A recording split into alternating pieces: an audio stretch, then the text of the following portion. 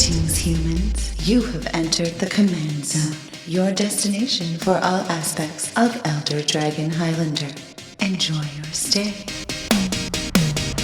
What's up, everybody? You're watching / listening / enjoying / dreading the Command Zone podcast because it's a big time set review. You probably looked at the runtime of this and went, holy moly, that's right. I'm your host, Jimmy Wong. And I'm your other host, Rachel Weeks. March of the Machine singular is here, and we are going to look at In the 99. So we've done set reviews now for the legendary creatures, the team up commanders.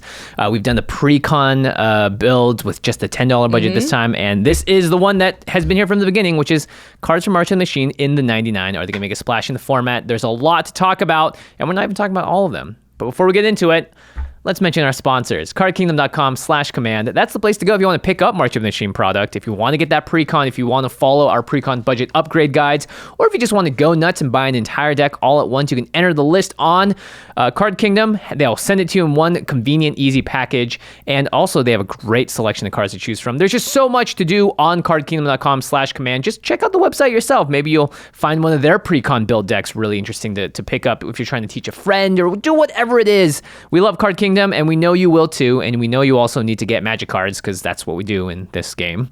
So check out cardkingdom.com/command. Just enter that promo code or affiliate code when you go to the website, and you're all set. That's all you have to do, and you're buying cards and also supporting our show.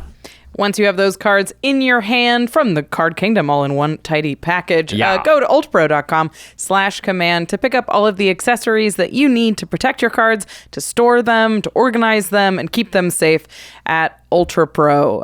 They have access to all of the official Magic art. So if there's a card that you love and there's something that you really want to deck out on your battlefield, go to ULTRAPRO and see if they have that art. They always have a huge swath of art from every single set. Plus, they have secret lair drops. The art from the secret lair, not the actual secret lairs. Yeah. Not the cards, but they have secret lair like playmats that come out every so often, and they're gone so fast. So make sure that you're going to ultrapro.com/command to keep an eye on what they have in stock right now, or just sign up for their newsletter.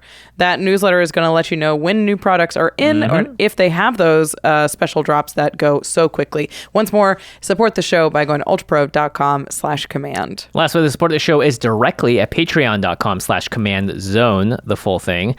We shout out one lucky patron every single week, so let's dedicate this week's episode to Mark Akers. Mark, you rock. You do rock. Okay, so before we get into it, we're not covering every single card that we could from March of the Machine. Yeah. There is just way too many. So we wanted to just settle on the ones that we thought were the most interesting, the ones that we think you are probably going to see a lot of on the battlefield in the future. If you think there's a card that we missed, we probably did. Just let us know in the comments. Have a conversation about it in the comments. You'll find other people talking about stuff as well. Obviously, if we tried to cover every single thing, we would be talking about like a 4-hour plus episode. So we wanted to boil it down to the stuff that matters. We're going to talk about singles as well as some of the new battles this episode. So we're going to go through it alphabetically because this is how we do it. This is how we do it. Copyright strike. This is how we breach the multiverse. The first one we're talking about is a 7-mana sorcery, because if we don't talk about it, who will? 5 black for a sorcery. It says each player mills 10 cards. For each player, choose a creature or planeswalker in that player's graveyard. For those cards, put those cards onto the battlefield under your control. Then each creature you control becomes a Phyrexian in addition to its other types. Very nice. So everybody mills 10, then you reanimate up to 4 creatures or planeswalkers, and then they just become Phyrexian. Yeah, your whole board becomes Phyrexian too. Yeah. So if you just had some random 1/1s out or whatever. Those are Phyrexian too. The mill is separate from finding the creature or planeswalker. So even if you don't mill anything off that 10, doesn't matter. They could have something sweet in there already. Obviously, this is pretty powerful. It's a huge effect, and having that mill stapled onto it means it just kind of does it all in one little package. Yeah. So if you compare this to something like Ghoul's Night Out, which says for each player, choose a creature card in that player's graveyard, put those cards onto the battlefield under your control. They're black zombies in addition to their other colors, and they get decayed. That's a 5-mana sorcery that just reanimates 4 things, and then they gain decayed. And they can't block, and if they attack, they die. So not as good, 2 mana less. And not as good, and you're more likely to whiff because you don't have that mill actually built into the card. Milling 10 cards is a lot, by the way. It's a lot. Another similar card is Command the Dreadhorde. Huge, really powerful. Yeah, this one's 6 mana, and instead of you choose any number of target creature and or planeswalkers, so that's similar in graveyards. It could be, by the way, 1 graveyard. You could choose 10 creatures from a single graveyard if you want to. Any number, you put them on the battlefield under your control, and then you lose life equal to the total mana value of all those cards added up together. Yeah, Command the Dreadhorde is one of the better versions of this type of effect. Obviously, we have Rise of the Dark Realms, but that's 9 mana. Yeah. It's extremely expensive. Command the Dreadhorde lets you pick what you need, pick what you actually want, and you still have access to just about everything. But again, if you're not milling in other ways, you're probably just working out of your own graveyard. Yeah, Command the Dreadhorde too. It's 6 mana. Typically, Magic Black has this effect to reanimate something out of the graveyard for about 5. That's like sort of the go-to. So anything above that, you obviously want to see if you can get more out of the effect. That's why Ghoul's Night Out is pretty good. But between Command the Dreadhorde and Breach the Multiverse, I actually think Breach is a little bit better because of the mill, and you don't lose the life. Right. If you're like on your last limbs and you just need to do something to get some blockers out, to get a lifelink creature, whatever it is, then Breach looks really good. Command the Dreadhorde when you're under 10 life looks awful. Right. Even sometimes at 20 life, you're like, I want to get that 6 drop. Oh man, that's almost going to kill me. That's a lot.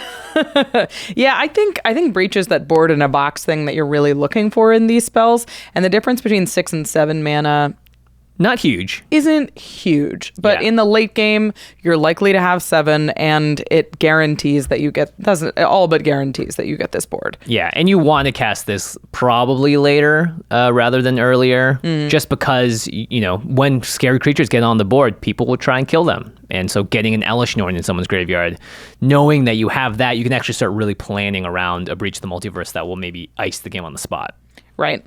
I like this card. I think it's a better, more playable version of this effect that they keep trying to print and hasn't quite gotten there. Like Ghoul's Night Out is so I haven't seen close. it played. I play it in a deck. It's not perfect in that deck, honestly. A lot of the time you just don't have that hit. So maybe Breach of the Multiverse is the direction that I go in. Yeah, 40 cards getting milled across the table. And if you're already in a mill deck... Yeah, I mean, this does have to be the best version of this effect, I think, to make it. Because how many of this type of thing are you actually running? Oh, in a deck that's trying to do it. In a deck that's trying to do this? Yeah. Maybe 2? Yeah, especially because all the effects are always 5, 6, 7 mana. Right, like expensive. Sepulchral Primordial is very similar, and that's 7, right. I think. Right. So I think this has to be like the top 2 versions of this, because you're really not running more than that. Many, and I think there is a chance that it cracks that top 2. Yeah. Pretty sweet. And I would also say too, like if you don't get creatures from your opponent's graveyards, you shouldn't expect to necessarily. Maybe, I would say like you mill everyone for 10. You're probably going to get 1 creature out of everyone's graveyard if there's nothing in there. But if you don't, then you also have to consider the worst case scenario, which is not that bad. You still get something from your own graveyard. So I think, again, you probably play this. You probably want to play this in any deck that has just a lot of mill happening. You may not necessarily just throw this into any black deck. But I could see this like being so good at like a middle to middle high power level table. Yeah, I mean, creatures are so popular in this format. You're guaranteed. To get no guarantees here. You're not guaranteed.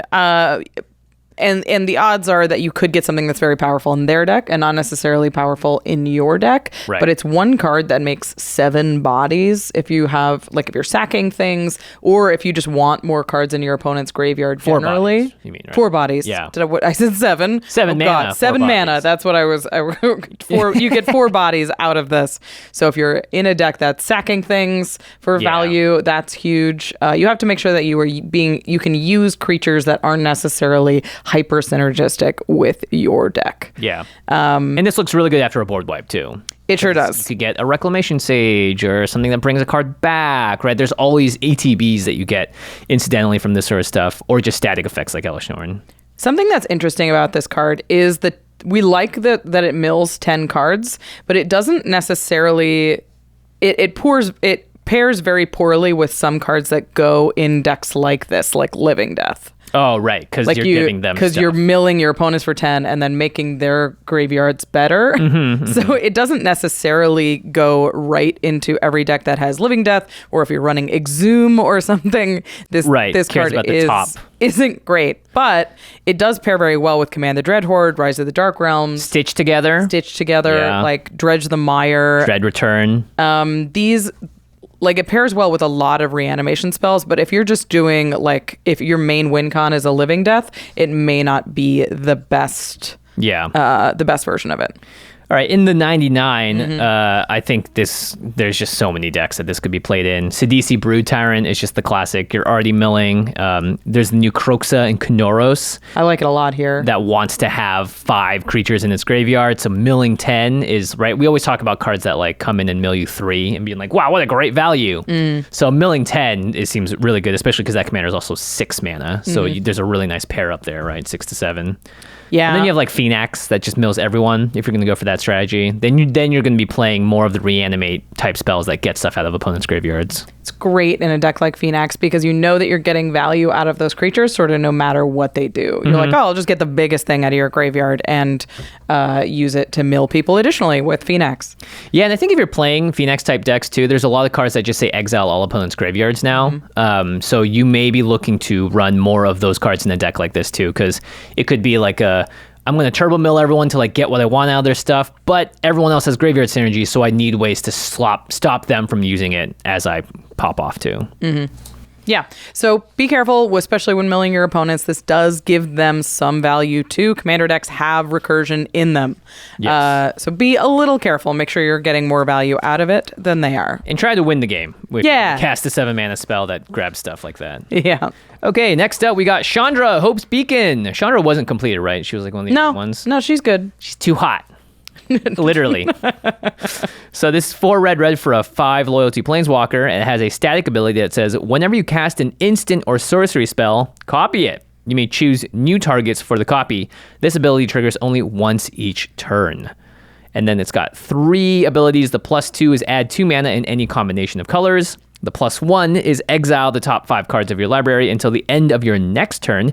You may cast an instant or sorcery from among those exiled cards. And then the -X is Chandra deals X damage to each of up to 2 targets. Okay. Wow. Yeah. Wow.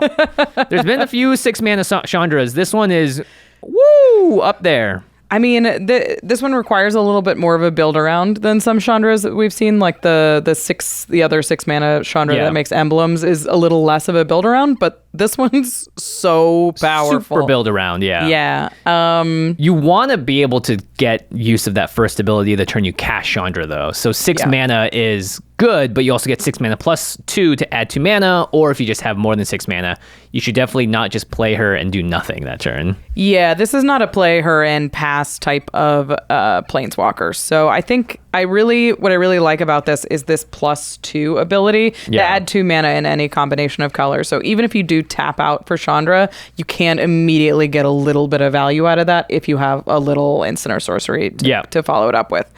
You probably want instants in this deck because it's once each turn, so you can't just sit there and win by just doubling everything you do that turn. You're going to see that text too, I think, more often. Stuff like only at sorcery speed, or do this only once each turn, or this spell can't be copied. That sort of text is where they put the brakes on these cards because they are just generically very powerful otherwise. So there's a lot of combo potential with this card. Yeah, I mean, anything that copies that regularly, especially in an instant or sorcery deck, is going to be really powerful. Yeah, because you already have cards like Stormcone Artist that when you cast or copy a spell, you get a treasure. You have Birgi, which also adds a red mana. And there's also the new Urabrask that also says when you cast an instant or sorcery, it deals 1 damage to target opponent and you add a red mana. So you just have the deck. The deck is there. Everything you want to do in this type of deck has been now printed enough for you to just make it work. Yeah. And Chandra, I think, sits again near the top of that deck because typically spell slinger decks, I think they're trying to cast a lot of like 1 mana, 2 mana spells, not like big crazy ones. But Chandra also gives you that option, to be like, play Chandra and then the next turn Comet Storm for 15 times 2 or whatever. That 6 mana permanents in instances in Spellslinger decks are tricky. Like she is fighting against, 1,000-Year Storm for slots, but I think it's much more flexible than 1,000-Year Storm because you can get you can add mana right back, you get the copies, and you can just get 5 cards to look at too with the +1. Yeah. The impulse is what I really like here, because it gets you back into the game in a huge way. Yeah. If you're behind on board in a Spellslinger deck, a lot of that, which you often are because you're not committing to the board, sometimes you really need this huge swing to get your deck back online, and it feels like this Chandra is close. Oh yeah, like this is what it's going to do. It's pretty good. Also, if you have Chandra out and you cast a card like Bonus Round, which is 1 red until end of turn, whenever a player casts an instant or sorcery, that player copies it, and you may choose new targets for the copy, you get 2 bonus rounds. So then you kind of get the passive of Chandra for the rest of that turn, which is pretty nuts. 2 bonus rounds. It's really good. Your opponents also get the effect, but I think you're probably going to be using it to great effect. If you're casting a bonus round on your turn, well, you got to be. I think it's a sorcery, right? Yeah. Bonus round? Yeah. Oh my gosh. But if it was an instant, yikes. Yeah. You also have cards like Mana Geyser, which you would probably cast before Chandra, I think, because Mana Geyser adds red for each tap land your opponents control. So imagine you Mana Geyser and you get 20 mana, play Chandra for 6, now you have 14 mana to mess around with. Yeah. You can double a Comet Storm again, or you can just do whatever at that point. +1 her, see more cards to cast. Yeah. This is a great way to come off of a Mana Geyser. Obviously, if you can cast a Mana Geyser and double it after her, if you have 11 mana in a Spellslinger deck, and then you're doing okay. Now you have 50 mana. Now you have 50 mana, and I assume that you're drawing some cards with Chandra. Start you spending some of that mana. No matter where you play Mana Geyser, it's good. It's great in decks like this. The other thing that's great about this is this -X is so strong. Yeah, it's a lot of damage. So it comes in with 5 loyalty, and then it has a -X that deals X damage to each of up to 2 targets. This can go face, this can hit planeswalkers, creatures, battles, and it's 2 targets. Yeah. So if you -4, you keep a planeswalker, you remove 2 creatures, blam blam, or you move a creature and a planeswalker, or you flip your battle, and that's a huge swing, and you still have a planeswalker around that they have to deal with. Yeah, if you're playing a card like Fiery Emancipation or the new one, I think we're going to talk City about on it. Fire. Yeah, City on Fire, then the -X here is just even crazier. Yeah, really, really powerful. I love that it can go face. Yeah, that's really nice. That could also just help you win the game too, right? Yeah, you just need to get that a little bit of extra damage in. And then if Chandra just +2, she's at, 7 loyalty? 7, yeah. It's such a problem. I mean, there's a lot of removal spells now in black that'll take care of either a creature or a planeswalker, but still we rely on attacking planeswalkers to get rid of them. Yeah.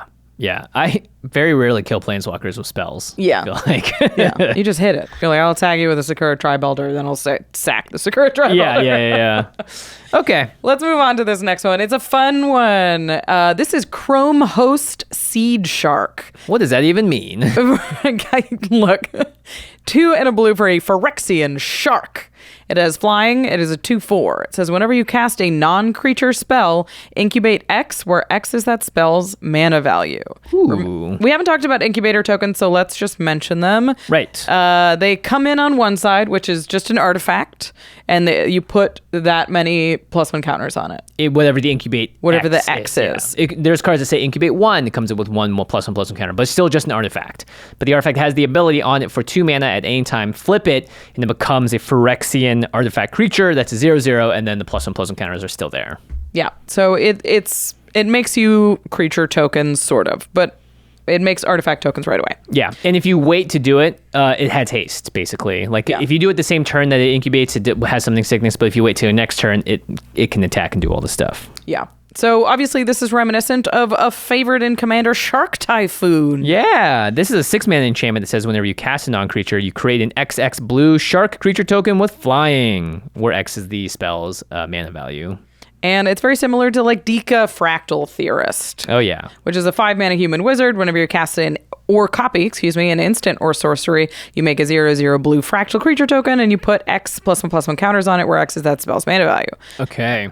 I think this card's way better, though. It's only 3 mana. It's only 3 mana. It's a 2/4 flyer. And it's just any non-creature spell. Yeah. Shark Typhoons is not any non-creature spell. Yeah. And you will instantly get the flying creatures with Shark Typhoon. Maybe that makes it a little better. But in Chrome hosts Seedshark's thing, you can actually just wait. You don't even need to blow up or turn your Incubator tokens into Phyrexians, because they can survive a board wipe on their artifact side. So you could just slowly also just compile an army of stuff and then wait till your next turn, and then boom, all right, I'm going to pay 6 mana, flip 3 of these over, and now have, 15 attacking damage or whatever on the board.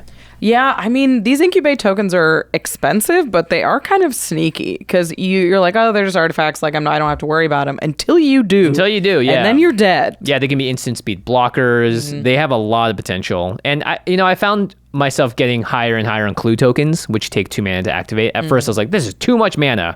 Yeah. But now it feels like, yeah, those are real threats. They can be a thing, and it's not that much of a mana of an investment. Plus you're in blue, and in Commander, blue and green is a very popular +1/+1 counter strategy. Oh yeah, and proliferate now too. And all of the new proliferate cards. This, you can start making some very big incubate tokens with your counter doublers or hardened scales or any number of things. But what I like about this isn't necessarily that it makes creatures, it's that it makes artifacts. I look at this and I see less of a Shark Typhoon or a Dika and more of a Psi Master Thopterist. Okay.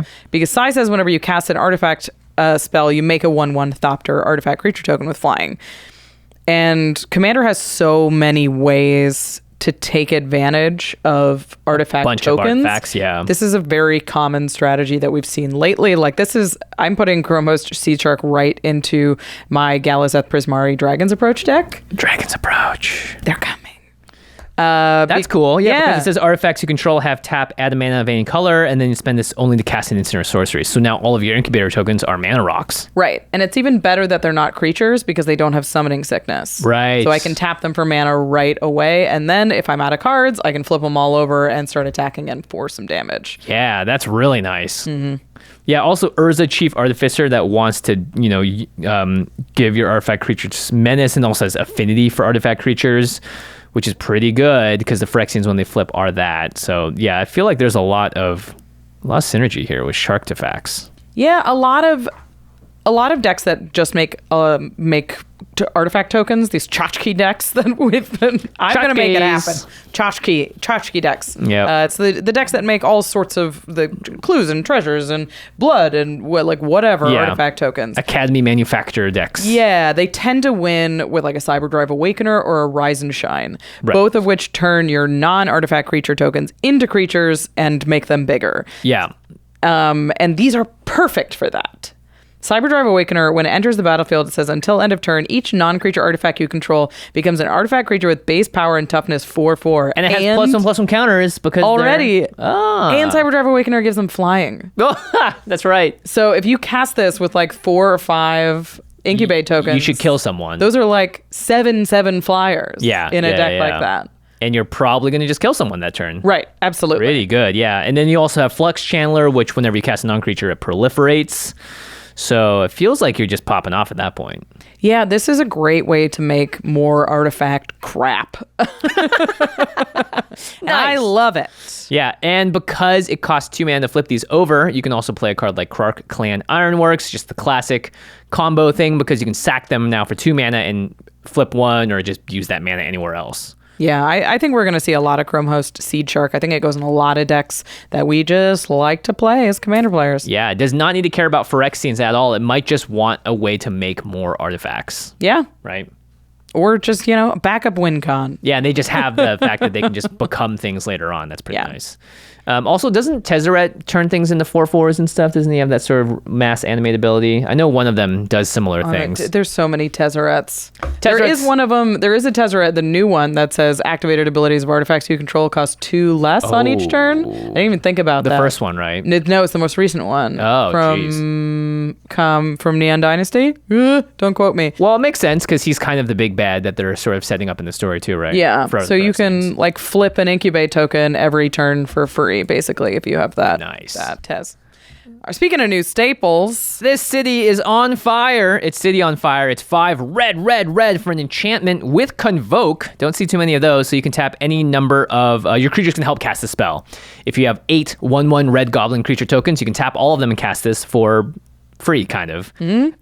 So if a source you control would deal damage to a permanent or player, it deals triple that damage instead. triple. So Yeah. this is Fiery Emancipation for 2 more mana, but with Convoke. Yeah, Mrs. O'Leary's cow has kicked the lantern over, and the city is on fire. Yeah. Having 2 of these effects is... I know, right? Like, does this just throw all damage doublers out the window at this point? Yeah, the damage... Is doubling damage not enough anymore? It's not enough. It's seriously... Or maybe you're just playing 1 damage doubler and 2 damage triplers. Maybe. And a Nyx Bloom Ancient to triple some other things too while you're at it. I think damage doubling has...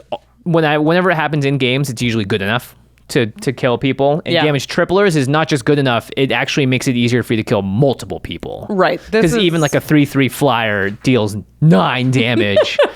So that's how you close out games for sure. Unbelievable threat. So the only, like, City on Fire is the exact same text as Fiery Emancipation, except for it is 2 more mana and has Convoke. Yeah.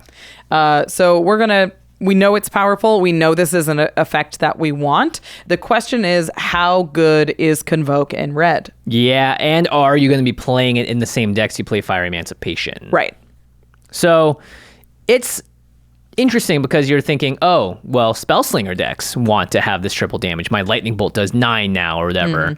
But this feels better when you have creatures to be able to tap for the Convoke. Even if it's just your commander, that makes it, again, from 8 to 7 mana, and that's a little closer to Fire Emancipation. But if you have a lot of creatures out, then it seems really good because now if you're playing like Krenko Mob Boss, your 1/1s all deal 3 damage when they attack, and that could mean that could be the difference between you winning the game 1 turn earlier than the next. However, using your creatures to tap for this also means that they're not attacking. Right. It is this weird push and pull where it feels better in Spellslinger decks, which want to cast it and then cast another spell right after. Yeah. But they don't necessarily have the creatures to tap it unless you're playing something like Ovika, which makes tokens naturally. Yeah. But creature decks want to attack with their creatures right away. So maybe they just want to cast Fiery Emancipation and jam. It does make them fight a little bit. It could also be that you have 10 creatures out. Goodness gracious, you're so lucky. Yeah. And you only tap 3 of them to Convoke this out and still pay, 5 mana. And then you just have 5 or however many, 7 attackers that are just so scary that everyone has to deal with it too. So there's a lot of, Convoke, you don't need to read it as all in on Convoke or not. It can just be, I'm getting a little help from my board to make this happen. And in decks like Zurzoth, Chaos Rider, I was thinking about this, because your little demons or devils, when they die, they deal 1 damage. Now they do 3. Seems really good there. The Locust God just seems like it can always cast this spell for cheap. It seems absurd, and the Locust God, especially like with Impact Tremors and Purphoros, yeah. which is this deck already wants to run. You're going to be able to cast this thing for free and follow it up with a wheel. Yeah, And then Brutaclad too, because you're just making, artifact creature tokens all the time. And because the spell costs 5 red, the 5 mana that is not colored specifically, you can tap anything to do that. You don't have to have a red creature for those. So that actually seems like it's good. If this was like 8 red pips in a row, this would be way worse. So being able to be 5 red actually means that you might be able to play it in 3-color decks, because you just need to have a red creature to now give you that red mana instead of having a red mana source. Yeah, and hypothetically, your commander is red, so it should be able to help you at least get one of them. Right. I think this card's great. This is going to be... We're going to see a ton of it. It's going to come out faster, and it's going to surprise you. And it's going to lose you the game, too. Yeah. If you're going against it. If you're playing it, you should be winning the moment you cast this. I wouldn't count on you getting to keep it for very long, because it becomes a life or death situation at some point. Yeah, you may get 1 turn where the opponent decides to go after someone else first, but like Fiery Emancipation, this is just straight up remove on sight. Yeah. All right. Up next, More white card draw. Yay! It's Dusk Legion Loyalist. Duelist. There is a Loyalist, though. My brain. Dusk Legion Duelist. We did it. Perfect. First try. 1 and a white for a creature, vampire, soldier. It has vigilance. It's a 2/2. And it says whenever one or more +1/+1 counters are put on Dusk Legion Duelist, draw a card. This ability triggers only once each turn. Okay, there it is. The clause that makes this not crazy. Yeah. And it's specific. So let's talk about the other sort of now white staples about drawing cards. You've got Esper Sentinel. Only happens on the first non-creature spell an opponent plays. And they can pay mana to get around it, which you should. Archivist of Ogma, which happens when anytime someone searches their library. So I've found that this is actually less effective than I thought it would be. I was really hoping it would be better, and it really hasn't been. Yeah, but it's still very good. You can still draw a bunch of cards with it. And depending on your meta. And then you got Welcoming Vampire, which wants to have little creatures enter the battlefield, which is just a strictly better Mentor of the Meek. And then Takassia's Welcome, which is similar to Welcoming Vampire, but it's about mana value, not power. Yeah, these are the white spells that we're used to seeing these days. These are sort of the generically good ones. Yeah. Meta dependent, obviously, for Archivist of Ogma. And we've come to really rely on those for white card draw. But this sort of reminds me a little bit more of white card draw we've leaned on in the past. That's a little bit more narrow. That's a little bit more synergistic. Yeah. Something like SRAM, Senior Edificer, that draws whenever you cast an aura or equipment or vehicle. Right. Or like Core Spirit Dancers, whenever you cast an aura, draw a card. Yeah, because this one's about +1/+1 counters specifically. It's very focused, and it's not going to go in every white deck, but it is going to go in +1/+1 counter decks with white in them. Right. Yeah, actually mono white decks, there aren't that many that can just randomly put +1/+1 counters on stuff unless it's Heliod's Suncrowned. Right. That seems like the best one, right? Yeah, the other one that I was thinking of, or when you think of +1/+1 counters, you think of white and green. White and green, yeah, like, maybe for black. sure. Yeah. And I was like, green has better ways to draw with +1/+1 counters. Right. Armorcraft Pretty much. Judge. The instant speed one that makes your board indestructible and you draw that cards, many. Like green is very strong at drawing +1/+1 or drawing cards with +1/+1 counters.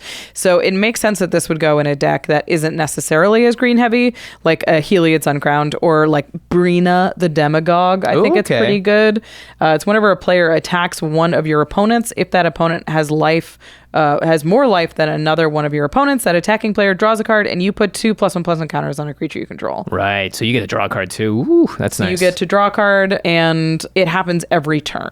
Right. So it could hypothetically if they attack, it has the potential to trigger multiple times. So you're really getting maximum value out of it. Yeah, it reminds me of Feast on the Fallen, which is an enchantment that says at the beginning of each upkeep, if an opponent lost life last turn, you get a +1/+1 counter on a creature you control too. So that seems really good there too. I mean, that's the kind of card that I would expect that you combine with Dusk Legion Duelist is the kind of effects that are triggered abilities that put +1/+1 counters on stuff, because you really want it to happen a lot. As many times at instant speed as possible. Yeah. And there's there's not as many as I honestly expected. Yeah. Like, you kind of have to, So like Leonore, Autumn Sovereign is one that does it, because this is like the Coven one. Yeah. This is only on your turn, unfortunately. Yeah, but at least you get to trigger it once, right? And in any deck that is, here's the thing, right? Mono white decks love cards that draw them cards. Once you get into green white, it's like, wow, green's got a lot of other things they can do that are great. So this card gets a little bit worse in those situations. Right. So you want it to be good in mono white, but it's best in green white. It's good. It's good with like Felidar Retreat. Because like if with fetch lands, obviously if you can play it, put like counters, draw a card, way to turn pass, crack. You can draw 2 cards off of it, and Felidar Retreat. I'm at the point where Felidar Retreat goes in just about every single one deck of that can play white decks. This card is so good. Yeah, it's instant board state. I just keep putting it in decks. It's real good. It's better than you putting Smothering Tithe in all your decks, so thank you. Yeah, that's true. Smothering Tithe. I can't keep up with my own taxes, let alone everybody else's. There's also Yotian Dissident. Whenever artifacts enter the battlefield, you put a +1/+1 counter on the creature you control. And then I actually like Trelisara Moondancer in a life gain deck, because it's whenever you gain life, put a +1/+1 counter on Trelisara Moondancer. So assuming you're in a deck that is about the whole thing, then you've got, this just kind of feels like it fits into the theme at the very least. Right. It's interesting because it looks good on paper. When I look at it, I'm like, great. Especially with backup. It's like you get to put counters on it and draw a card off of your backup abilities. It just kind of got worse though the more we talked about it. But yeah, it feels like it wants to be in a green-white deck, and green is very good at this. Yeah. So it's possible you put it in there just to draw some cards every Smooth so it out. often. Yeah. Or if you're doing some off-color +1/+1 counter things, like if you're doing Brina, you're doing white-black. If you're doing vampires with counters, there's the black one. Whenever you attack, you put +1 counters on all of your vampires. Drana, yeah, Blood Chief. Yeah, whatever. we'll put counters on vampires. I could see it going in those decks. Yep. But it is going to be, I think it's going to be like the 102nd, 103rd card in green-white counters decks. Yeah, which is crazy because it's just a mono-white creature that draws cards. It's close. I don't know. Maybe if you're hyped on Dusk Legion Duelist, if you have the perfect place for this, let us know. Because I was looking at cards that work with this. I was like, there has to be a card that says at each upkeep, put a +1 counter on target creature. Maybe there's like a red-white thing that's happening somewhere. Maybe. Because there was that one red enchantment that allows you to put +1/+1 counters on creatures, right? But usually those will be white and its opponents too. type creatures. Yeah, it's a really interesting Boros card. Counters. Though. Yeah, I would say, there are homes for it. There has to be. And I would say I'd much rather them print a Dusk Legion Duelist that doesn't have as many homes yet, as opposed to an Esper Sentinel which has a home everywhere. Right? Yeah. So I'm much happier in that regard, even though we can't necessarily figure it out on this set review episode. Maybe in a year there's always more ways to add +1/+1 counters. It just becomes enough of a thing. And there's more Brina demagogue type effects that's about, oh, cool, you put some counters there and you do this or whatever, so there's stuff that may happen down the road. Yeah, I don't think it's a bad card. I think it's in tough competition. Tough competition for sure.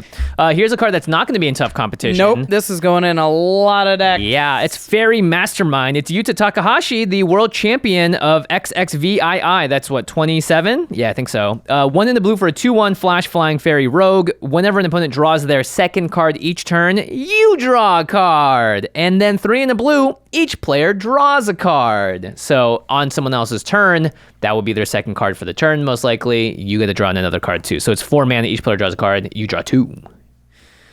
This card's great. Yeah, I mean, I love these cards because they always look so funny to me because it's like Yuta Takahashi's face with glasses and a modern haircut on a very cool fairy with like bright blue wings. It looks like Yuta made this on his computer. Or he just was like, hey, look at this new AI tool. I want to be Yuta Takahashi on a flying fairy with 4 blue wings. And it was like, here you go. And it's like, wow, that's really good. If you haven't seen Yuta's win, the World Championship win, he was so beautiful. It was such a cool moment. I watched him win live, and it was. Oh, cool! You're at it? No. On stream, on Twitch. Yeah. I also do want to shout out the artist Joshua Raphael, who did do a very good job because if it's you look, beautiful. I'm not gonna lie, another card like this that doesn't look so great is the original Solemn Simulacrum, which just kind of it's just a robot with a man's face. Yeah. So at very least, I think the Faerie Mastermind, you look at it and you're like, that's a magic card. Yeah. It's got some glasses on, but it's a magic card. Now compare this card to Ledger Shredder, which was just decided one of the best cards in the last year or two. Ledger Shredder triggers whenever they cast their second spell each turn. Which just seems actually sometimes less likely than someone drawing another card because there's just so many ways for people to loot, tap, draw cards. Incidentally draw cards. Yeah. Great Henge, Guardian Project, right? If your playgroup is building their decks well, it feels like Faerie Mastermind is going to draw you a lot of cards. This triggers on Phyrexian Arena and on Black Market Connections. And the interesting thing about this is when I looked at this card first, my first comparison was to Council of Four, which triggers when they draw their second card, but only on their turn. So it can only trigger once per turn. Faerie Mastermind can trigger on any player's turn. Oh yeah, Consecrated Sphinx, right? Yeah. So if one player has a Consecrated Sphinx, you will draw one for them on this turn, one for them on this turn, one for them on this turn. Because it's whenever an opponent draws their second card each turn, you draw a card. This might be the best. No, this is just straight up the best like world champion card ever made. It's 2 mana. I mean, it's so good. We used to have like Shadow Mage Infiltrator was one of them, was just like it can't be blocked in attacks, and then you have to do combat damage and draw a card. This is just flat out insane. It has flash too, by the way. Yeah, I mean, you can do it in response to them getting a Guardian Project trigger. It is right. You're gonna at least get one draw off of this thing. Yeah, it's very hard for them to interact with it. It's I don't know. It's hard to be like it's better than Solemn because he's one of the most played cards in Commander of all time. But it's blue, sure. But it's like it feels. I mean, look, this also it's really good. Does Solemn Simulacrum have a potential win con on it? Because if you have infinite mana, you can make everyone draw out their deck. That's true. And then if you have your Thassa's Oracle or Jace Wielder of Mysteries, that's your win. Yeah. You could also just be like, screw it, everyone draw the game right now. Yeah. It's as long as you have more cards. This is a very powerful card, and it's going to come down, and it's powerful and high, like in high power play groups, it's powerful. In low power play groups, this thing, like, just get a copy and see how it goes. I'm so excited to put this in Octavia to make it an 8/8. Oh boy, I like that a lot. Yeah, Faerie Mastermind, just nuts. Just a great card all around. What are you gonna do? From a great player. Yuta designed it, by the way. That's how these championship cards work. Yeah. They'll sit and work with a Magic designer to come up with a card, and I can't believe they let him get away with this one. Take off the activated ability, Yuta. I know, right? Don't give it flash. There's nothing. What? It's got everything. Speaking of fairies, the next one is Halo Forager. Ooh. 1 a blue and a black for a fairy rogue with flying. It is a 3/1. When Halo Forager enters the battlefield, you may pay X. When you do, you may cast target instant or sorcery with mana value X from a graveyard without paying its mana cost. If that spell would be put into a graveyard, exile it instead. Okay. All right. Let's go. Blue, this is nuts. black. This is uncommon. Yeah. Wow. Blue-black Snapcaster Mage with some weird changes. Yeah, so you do have to pay the X when it enters the battlefield. So Snapcaster Mage, it's like, you can choose to give this flashback and then wait to cast it. And you can cast it whenever. Yeah. This is good, man. Snapcaster Mage has flash, which a lot of people are like, Snapcaster Mage has flash, it's better. Yeah. And you're like, yeah, but Snapcaster Mage can't turn sorceries into instants. So it lets you flash back instants at instant speed. But Halo Forager does get around timing and restrictions if you can flash in Halo Forager, which is weird. Oh, that's interesting. Yeah, right? Then it happens when it ETBs. Because it's an ETB trigger. Well, if you have Ephemerate, blink. There's lots of different ways to get it. Cast a board wipe on end step. Yeah. Oh my gosh. Also from a graveyard. That is a very big difference. That's a huge difference. It's not just your graveyard. Yeah, it's not giving it flashback either, because flashback also has its own restrictions because you can't cast suspend cards for free. Yep, this one, so Halo Forager could enter the battlefield and you could pay zero to cast a Living End or a Wheel of Fate. Or an Ancestral Vision. That seems pretty good. Yeah, there's the Profane Tutor, Inevitable Betrayal. They have printed a lot of very, very powerful effects on suspend cards because they expect you to wait for them. But Halo Forager says no, now and for free. Yeah, and for free. And also it doesn't cost as much as a Snapcaster Mage too. It's going to be uncommon, so you're going to see more of these on the market. Yeah. It is in blue-black deck only, but hey, it's still pretty good. Yeah, the other major difference between Halo Forager and Snapcaster Mage is you pay X colorless mana. Mm-hmm. You don't actually have to pay the cost of the spell, which Snapcaster does make you do. Yeah, Snapcaster makes you recast it. So if you're like flashing back a Damnation or something like that. Yeah, and you just don't have enough. You just pay pips. for colorless. You don't have to play black. Wow. Yeah, this is really good in decks that also just mill your opponents, like sort of we talked about at the beginning of the episode with Breach the Multiverse. But it's just going to pick up a lot of value. There's going to be an instant or sorcery by the time this comes in, hopefully. Yeah. Maybe not. I don't know. But Rampant Growth seems fine. Yeah, you just kind of want to cast anything, right? And then once you have, like if you cast this for 5, and it's a 3/1 flyer, you hit a Rampant Growth, you go find a land, great. You still have a 3/1 flyer. Yeah. That like, it's a beater. It's just chilling. It can do a lot. Yeah, that. And then if your deck's built around flickering, ghostly, flicker, whatever, you're just in business. Yeah, this card's really sweet. It reminds me a little bit of Halo Fleet Daredevil. Oh, Dire Fleet Daredevil turned into the Halo Fleet Daredevil. Oh yeah. Oh my God. I'm stepping on my own jokes, you guys. Of Dire Fleet Daredevil. Thank you. It is a little dire how I know. What is wrong? I wrote these There's all down. There's nothing wrong, Rachel. We all make puns mess up sometimes. It's not even a pun. It's just dumb. This reminds me of Dire Fleet Daredevil. It's a 1 and a red for a human pirate. It's a 2/1 with first strike. When it enters the battlefield, you exile target instant or sorcery card from an opponent's graveyard. You may cast it this turn, and you may spend mana as though it were mana of any color to cast that spell. Yeah. If that spell would be put into a graveyard this turn, exile it instead. So this is sort of like Snapcaster Mage plus Right. Dire Fleet Daredevil, which is... The selection is real. But again, it lets so you much. get around timing, which is crazy. Because you just pay X and you choose a sorcery, and then boom, you can cast it right then and there. Yeah. So, yeah, this is really good. This is just really good. Yeah. One of those... We went from incredible to really good, you know, like... Yeah, as an uncommon, I mean, this is just one of those things that you just should pick these up. Yeah.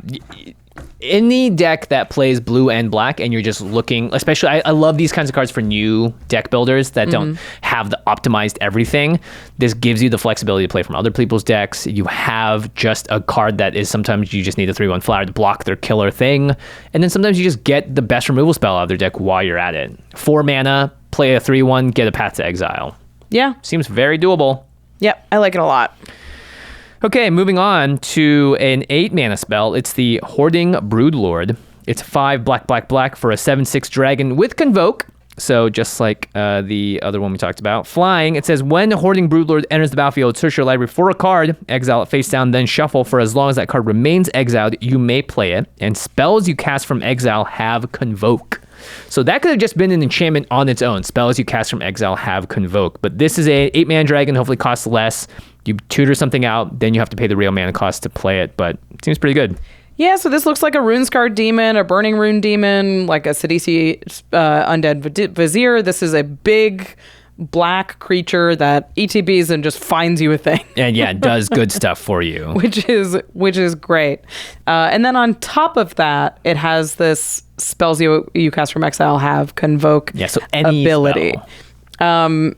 So we already play these creatures that I mentioned, Runescarred Demon, Sidisi. Like these are common in Commander. We love tutors, especially in black. So it feels like it's only 1 more mana than Runescarred Demon too. Yeah, and by the way, it has Convoke. it gives the thing Convoke too. It gives the spell Convoke. You're already going to probably have Convoked out the Hoarding Broodlord, and it doesn't matter if the Broodlord dies, you still have that spell to cast whenever. And you could Convoke with the Hoarding Broodlord when it comes down, because it doesn't. Oh no, it doesn't need to have haste to Convoke. So if you search for like a single black mana thing, you can just tap like the a Tragic Slip or something. Yeah.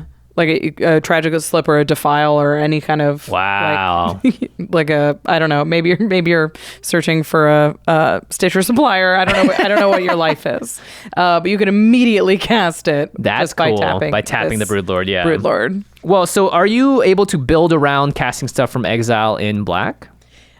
You are, but you generally need red to help. Like the big one that you can think of is Gonti. Exile the card. In black, exiles card. You're casting it from exile. You can cast the thing that you Gontied with Convoke. Wow. Which is... And Gonti can Convoke it out, too.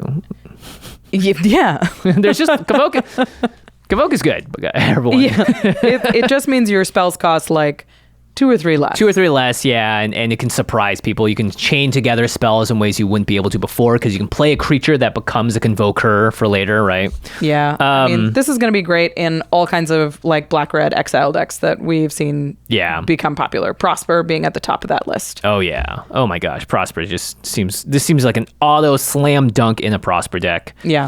Same with Florian, Voldaren Scion, which also has again, exiles things and allows you to cast them. I love it in Florian as a Dragon's Approach target. That's right. Josh's Dragon's Approach deck was a Florian one too. Right. So you can use the Dragon's Approaches to draw with Florian, and then you can go get Hoarding Broodlord to tutor for something, and then that's sick. And then, cast the Dragon's Approaches that Florian exiles. with Convoke. Wow. It seems pretty cool. It's almost like they want you to do that. They had a plan for it. It's also really good with Tybalt Cosmic Imposter. Or at Valky's other side. Yeah, this card is so much fun in Commander. I think it should see, like, I know it's kind of expensive. 7 mana is a little tough, but it does a lot. But it's so fun. When it enters the battlefield, you get an emblem that allows you to cast spells exiled with Tybalt, and you use mana of any color to do that. And then it exiles the top card of each player's library. It exiles target artifact or creature, and then it exiles all cards from all graveyards. Add red, red, red. What more could you ask for? It just draws cards forever. That's right. Thank you, Tybalt. There is blue-black if you play this in the Tasha the Witch Queen deck, because she can be your commander as well. And then if you're in the 99, you've got Passionate Archaeologist, which is just the go-to, I think, for the sort of like the Florian and Prosper decks. Yeah. It's that background that allows you to deal damage equal to the mana value of spells you cast from exile. You could also put this in like a Passionate Archaeologist deck with a black background creature as your commander. Oh, right. That's cool. Yeah, because it is a background. Dream Devourer also allows you to foretell cards, and that is also casting from exile. Murderous Rider, one of your favorites. I love it. You can cast the Murderous Rider half with Convoke because you're casting it from exile. After you've adventured. Yeah. And then you just got a lot of cards that are just like, hey, exile this thing, then you can cast it. So like Hostage Taker does that. Yeah. Hurl Through Hell does something similar. This card's really fun, and you get to say Hurl Through Hell. Yeah, it's pretty fun. sweet. This card never saw as much play as I think we thought it did when it was print, but it's Draugr Necromancer. It's 3 and a black for a zombie cleric. It says, if a non-token creature an opponent controls would die, exile that card with an ice counter on it instead. You may cast spells from among those exiled. You may cast spells from among those cards in exile. Yeah. Oh my god. You may cast spells from among cards in exile your opponent's own with ice counters on them, and you may spend mana from snow sources as though it were mana of any color to cast those spells. Oh, right. It's a snow deck. Yeah. Yeah, it's a snow card, but it's whenever an opponent's creature dies, you exile it, and then you could to cast it. Yep. Yeah. And then there's that's pretty good actually, because really good. Just the exile clause is good enough, I would say, in a lot of cases, because people want their stuff to go to the graveyard. Brainstealer Dragon also does it on your end step. You exile the top card of each opponent's library, and then you can cast those cards for as long as they're exiled. You can spend mana of any color, and then they lose life when you start casting it too, which is pretty sweet. Yeah. I mean, black is going to be pretty good at convoking, especially specific black decks. Black-white tokens decks, black aristocrat decks. They do have a ton of ways to just make a ton of tokens. Yeah, Endrick Star is a really old classic one that makes thralls. Underworld Hermit is also one of those cards that just sits there and pumps out a bunch of green squirrels, right? Yeah, it's ETB. You make green squirrels equal to your devotion to black. Yeah, seems pretty good there. Weird thing about this one with Convoke is the squirrels are green. Oh yeah, but you can pay for the 5 mana part of the spell, not the black part. Yeah. Abhorrent Overlord does the same thing, but it makes black harpies. Oh, harpies. Yeah, yeah, pretty good. Sazat's Will also allows you to exile graveyards and then make a bunch of stuff there too. So yeah, I think black has enough to do the Convoke thing. I don't think you actually want to build super hard around Convoke. Yeah. In a deck that's already doing the token thing, then great, throw this dragon in there. It's going to get out for cheap. But again, we've said, even if you have 2 creatures on the board, convoking them makes this cost 6, and that's pretty good. Yeah. So the home I like this best is red-black aristocrat decks that's going to make a ton of bodies, and it's going to take full use of the casting from exile convokes, and then you can sack the bodies too, and then you can sacrifice the bodies to do other things. So you're getting the exile synergy, you're getting the convoke synergy, and you're in rack sack. You're going to have some cool stuff to tutor for. So, rack sack. I like that. So that's like Legomo's Hand of Hatred, Judith the Scourge Diva, even Hidetsugu Devouring Chaos. Haven't seen that card ever played. Yeah, I've seen one really cool aristocrat deck with it because it's a sack outlet on it, and it also casts stuff from exile, so it seems good. Yeah, speaking of aristocrats and token decks, like you said, black-white has a bunch with Teysa Karlov. There's Felice, Reverent Medium, and then my favorite, Shadrix Silvaquill. Yeah, put those Inklings to work. Yeah, so how good is Convoke? There's going to be a lot of Convoke in the March of the Machine set. I think it's pretty good. Pretty good. It doesn't require haste. The creature you play again can convoke something instantly with it, which I think is pretty sweet. Yeah, so. I mean, there's a couple of ways in this set to give non-convoke spells convoke. Right. And like in the commander product alone, there was Wand of the World Soul and Flock Chaser Phantom. Both of these are in the Convoke deck, believe it or not. And they say the next spell you cast this turn has Convoke in one way or another. There's also the back of Invasion of Segovia gives non-creature spells you cast Convoke. We're seeing now there's 4 effects that give non-convoke spells Convoke. And I think it's going to be great in Commander. We already love turning like creatures into resources. So this kind of thing is a natural progression, and I think Commander players are really going to latch on to. Yeah, Inspiring Statuary is kind of a staple, and that card has very similar vibes. So yeah, it's Convoke for artifacts, basically, is what Improvise is. So if we love Inspiring Statuary, we're going to see a lot of these effects, and I think it's fun. All right, when we come back, we're going to take a quick break right now to hear from our Miracle sponsors, but we have battles up next, so stick around, don't go anywhere. We're going to get right into it and dive in, but we'll be right back. See you in a second. Where's Jimmy? He's usually so punctual. Yeah. Hey! Sorry about that. I was just getting my deck together, or most of it. But that's just a really big stack of envelopes. I prefer to think of it as pre-sleeved. Well, where's your commander? Let me check. Tracking says he's in shipping label created. Jimmy, you really gotta use Card Kingdom. They send all of your cards in one convenient package. No dealing with tons of envelopes or wrangling all those tracking numbers. And Card Kingdom's shipping is super fast, so you can be sure you'll have that new deck ready before your next game night. And if anything ever goes wrong with an order, their customer service always goes above and beyond to fix it. All right, that settles it. I'm using Card Kingdom from now on. But for now, is everyone ready to play? I guess. Do you even have a keepable hand? Hang on, I gotta shuffle. Get your cards in one safe, easy package with Card Kingdom. When you go to cardkingdom.com/command, you can support the show while shopping from Card Kingdom's huge selection of singles, sealed product, and more. Again, that's cardkingdom.com/command. Today's episode is sponsored by Honey, the easy way to save when shopping on your iPhone or computer. Greetings! I'm Zira, the Golden Sting. How did I rise to the top of Hive Society? I simply use Honey whenever I shop online. And not just because I'm a bee. You see, Honey finds sweet deals on things I was already going to buy. I call that a freebie. The internet is buzzing with coupons, but I cannot be bothered to find them. So I let Honey do the drone work. All I do is click apply coupons on checkout. Then Honey swarms the web for excellent deals while I'm free to live like a queen as prices drop. And Honey doesn't just work on desktops, it works on your iPhone too. Just activate it on Safari on your phone and save on the go. Why, just yesterday I saved $5 on this lavish yellow jacket. That's money I can spend on my precious son, Beador.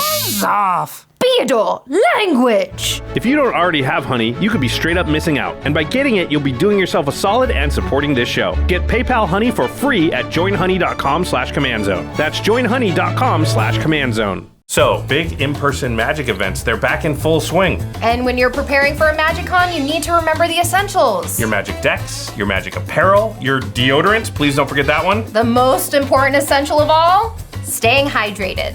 So make sure to bring your Liquid IV along for the ride. It's a great way to stay hydrated at every step of your trip, from the long flights to the even longer days jamming games at a con. Just mix it in water and you're good to go. One stick of Liquid IV gives you 5 essential vitamins and hydrates you 2 times faster than water alone, which means you've optimized your water. I personally use Liquid IV a ton, whether I'm traveling for Magic, out in the desert for Wasteland Weekend, or even just at home. It's convenient, leaves me feeling good, and their strawberry flavor is my favorite. Basically, it's the perfect way to keep cool and feel cool. Now, look, will it make you as cool as Lady Danger herself? I mean, we can't promise that. But hey, it's a good start. Grab your Liquid IV in bulk nationwide at Costco, or you can get 20% off when you go to liquidiv.com and use code COMMAND at checkout. That's 20% off anything you order when you shop Better Hydration today using promo code COMMAND at liquidiv.com. All right, listeners / viewers / enjoyers / haters. That's right. We're doing this for the All haters right, too. haters. Let's jump right back into the March of the Machine in the 99 from the main set. And battles, brand new card type that has been introduced. No, they're not enchantments. They are battles. They are special.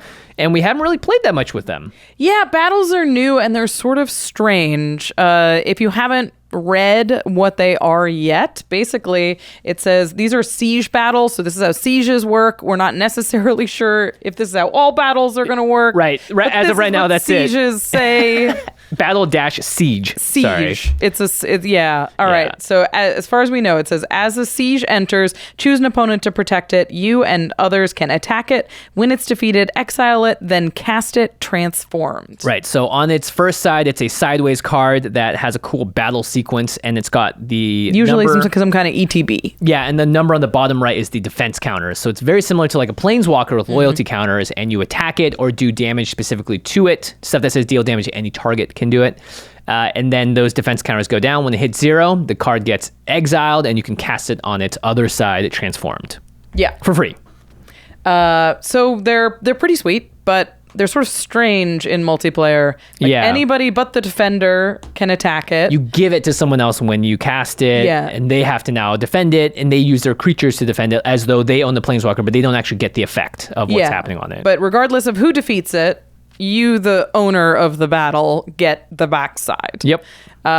So it has sort of interesting implications in multiplayer. We haven't seen it played in multiplayer yet, so we don't want to talk a lot about how good it is yet because it's hard to say. Yeah. So we're going to talk about some battles today, but we're going to talk about them as cards and what they do, and not necessarily how the battle do they play out them. Yeah. So it's how good is the ETB, how good is the backside, and we'll see what happens. We are going to do an episode on battles where we get deeper into how they work in multiplayer once we have some more experience with them. Yep. And right now there are 36 battles that exist. We're only going to talk about 4 of them. A bunch of them are like, it cares about spells of a certain color or dragons, or this is specifically about, I don't know, just other stuff, and it's very situational. But we're gonna try and talk about sort of the biggest impact ones to, one, make sure we don't have this be an 8-hour set review, but also just to get an idea of them. And in the future episodes, when we dive into battles, at some point we'll probably dive into more of them and talk about them, because again, it's just sort of hard to gauge their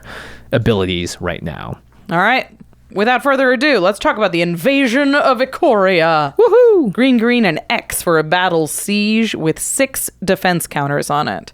When Invasion of Ikoria enters the battlefield, search your library and or graveyard for a non-human creature card with mana value X or less and put it onto the battlefield. If you search your library this way, shuffle. What if you didn't shuffle? No, just kidding. Do it. Supposed to. When this does get flipped, all 6 defense counters are off. It becomes an 8/8 reach Zilortha, Apex of Ikoria, and it says for each non-human you control, you may have that creature assign combat damage as though it weren't blocked. So, okay. On the front side, though, which is I think the side that you should mostly be judging battles on, because you may never actually flip this thing, depending on what the board state looks like. This is a good card. This is Green Tutor. Yeah. This looks like Green Sun Zenith. This looks like Finale of Devastation. Court of Calling. Looks like Court of Calling. These are Convoke. very, very popular cards.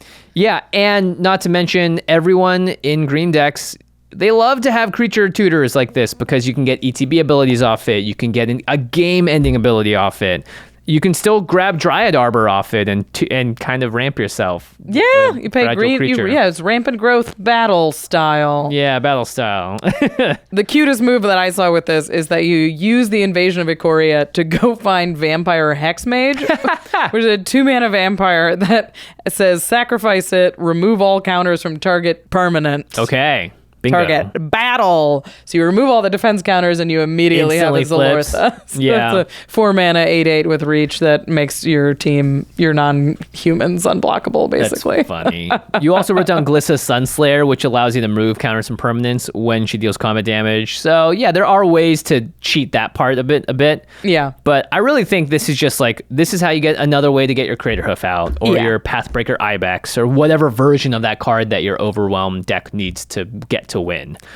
Yeah, it's a creature tutor in green. That's what these are for. Yeah, you're going to see this played, I think, actually a decent amount, because when it does flip, it's also just an alternate win con.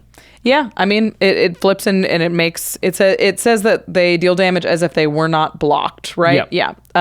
And by the way, if you don't have a way to give your team trample and you're already in the deck that's trying to Crater Hoof, but Crater Hoof is out, you can't flicker it or whatever, then the Zilortha side is a way for you to get through with your 1/1 army that actually can get the damage in and that big final swing or whatever. Yeah, we've seen this kind of effect before on green creatures in like Siege Behemoth. Says if it's attacking for each creature you control, you may have that creature assign its combat damage as though it weren't blocked. There was sort of like a super trample on Proud Wild Bonder that gives creatures you control with trample the same effect. And we don't see a ton of it, honestly, in Commander. Like Siege Behemoth it's in like less than 6,000 decks. On EDH Rec? Yeah.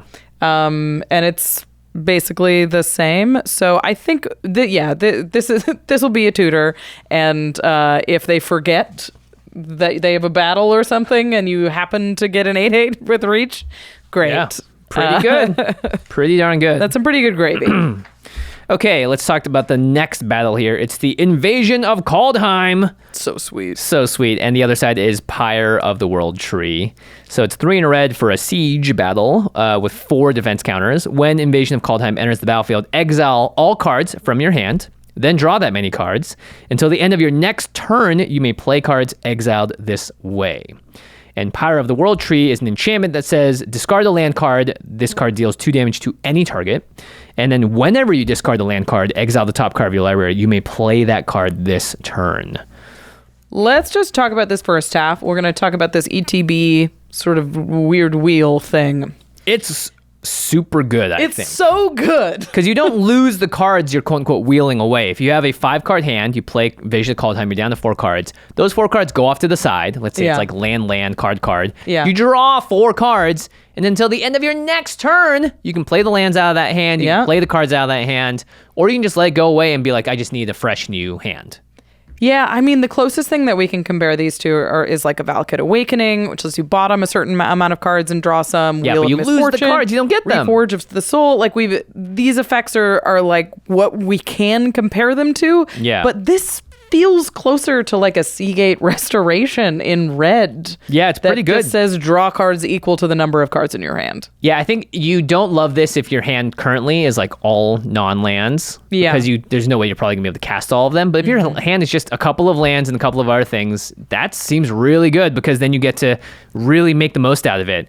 It's like Escape to the Wilds, but a little better. You know, Showdown of the Scalds has a similar thing too. And just getting access to see more cards is generally how you begin to win games. Being stuck with the same hand and forced to play with that and just hopefully draw something off the top is not as great as just saying, you know what, I like this hand, but I also want to see the next 5 cards in my deck. Yeah, and I feel like sometimes when you have these cards, you're a little hesitant to like fire a wheel. You're like, I really want to cast this. I really need to cast this. But if I don't cast the wheel now, then my mana's going to be weird. Yeah. And so it makes you sort of stutter when you're casting wheels. And then there's the hesitation that you're reloading your opponent's hands. Where they're all getting 7s and you're like, I can't do that. So Kaldheim, like the Invasion of Kaldheim, it's only 4 mana. Is only 4 mana. Gives you another chance at the cards in your hand in case they become relevant. Yeah, you have one more turn at them. But more importantly, you're just digging deeper into your deck. Yeah, it's so good. Also, it has a ton of Exiles synergy, which is something that Red loves lately. That's right. We've already talked about Prosper and Passionate Archaeologist. These cards want you to cast spells from exile, which is exactly what Invasion of Kaldheim allows. Yeah, and then Faldorn, the Dreadwolf Herald, is a druid that gives you wolves when you cast spells from exile, or lands enter the battlefield from exile, so that's pretty good. And then like Keeper of Secrets is a new Warhammer one. Whenever you cast a spell from anywhere other than your hand, it deals damage equal to the spell's mana value to target opponent. Passionate Archaeologist-ish. Okay, so let's say you do flip this thing to the Pyre of the World Tree. Now you can discard lands from your hand to deal 2 damage to any target. And pretty good. And then when you discard those lands, you exile the top card of your library, and that gives you more of that exile synergy.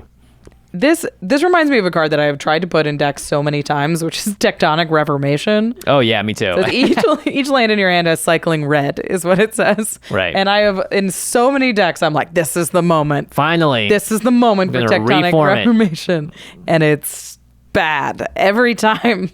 But this is free, so you're just discarding the land. You don't have to pay the cycling cost. Yeah, and now you get the cycling fact on Tectonic Reformation should you want to draw another card, but Pyre of the World Tree gives you that other land, or that other card off the top of your library, kind of. It gives you another card, and you get to shoot 2 damage around. So it's like Seismic Assault plus Tectonic Reformation.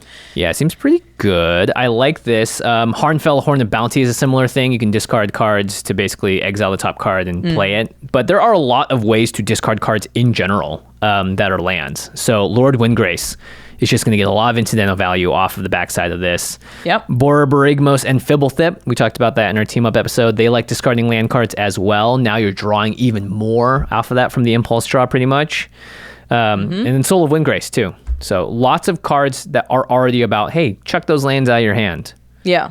So. And because it's important. It says whenever you discard a land card, exile the top card of your library. You may play that card this turn. Yeah. You don't have to discard it with Pyre of the World Tree. Right. It can be triggers from other on sources. any kind of discarding of land. And in these decks, you are playing 40 plus lands. You may have a hand with Invasion of Kaldheim that you're like, this is 5 lands in a single card. I need to play Invasion of Kaldheim right now so that I can get new cards out. And I don't, I just happen to draw more of the lands part of my deck in this early game. So smooths out your draw. Seems really, really good. Yeah, I'm really into this card, especially for the front side, but also because the backside synergizes with so many different strategies that we already are playing with, like Borborygmos Enraged. Was a deck that I had for a while, and this goes right into that deck.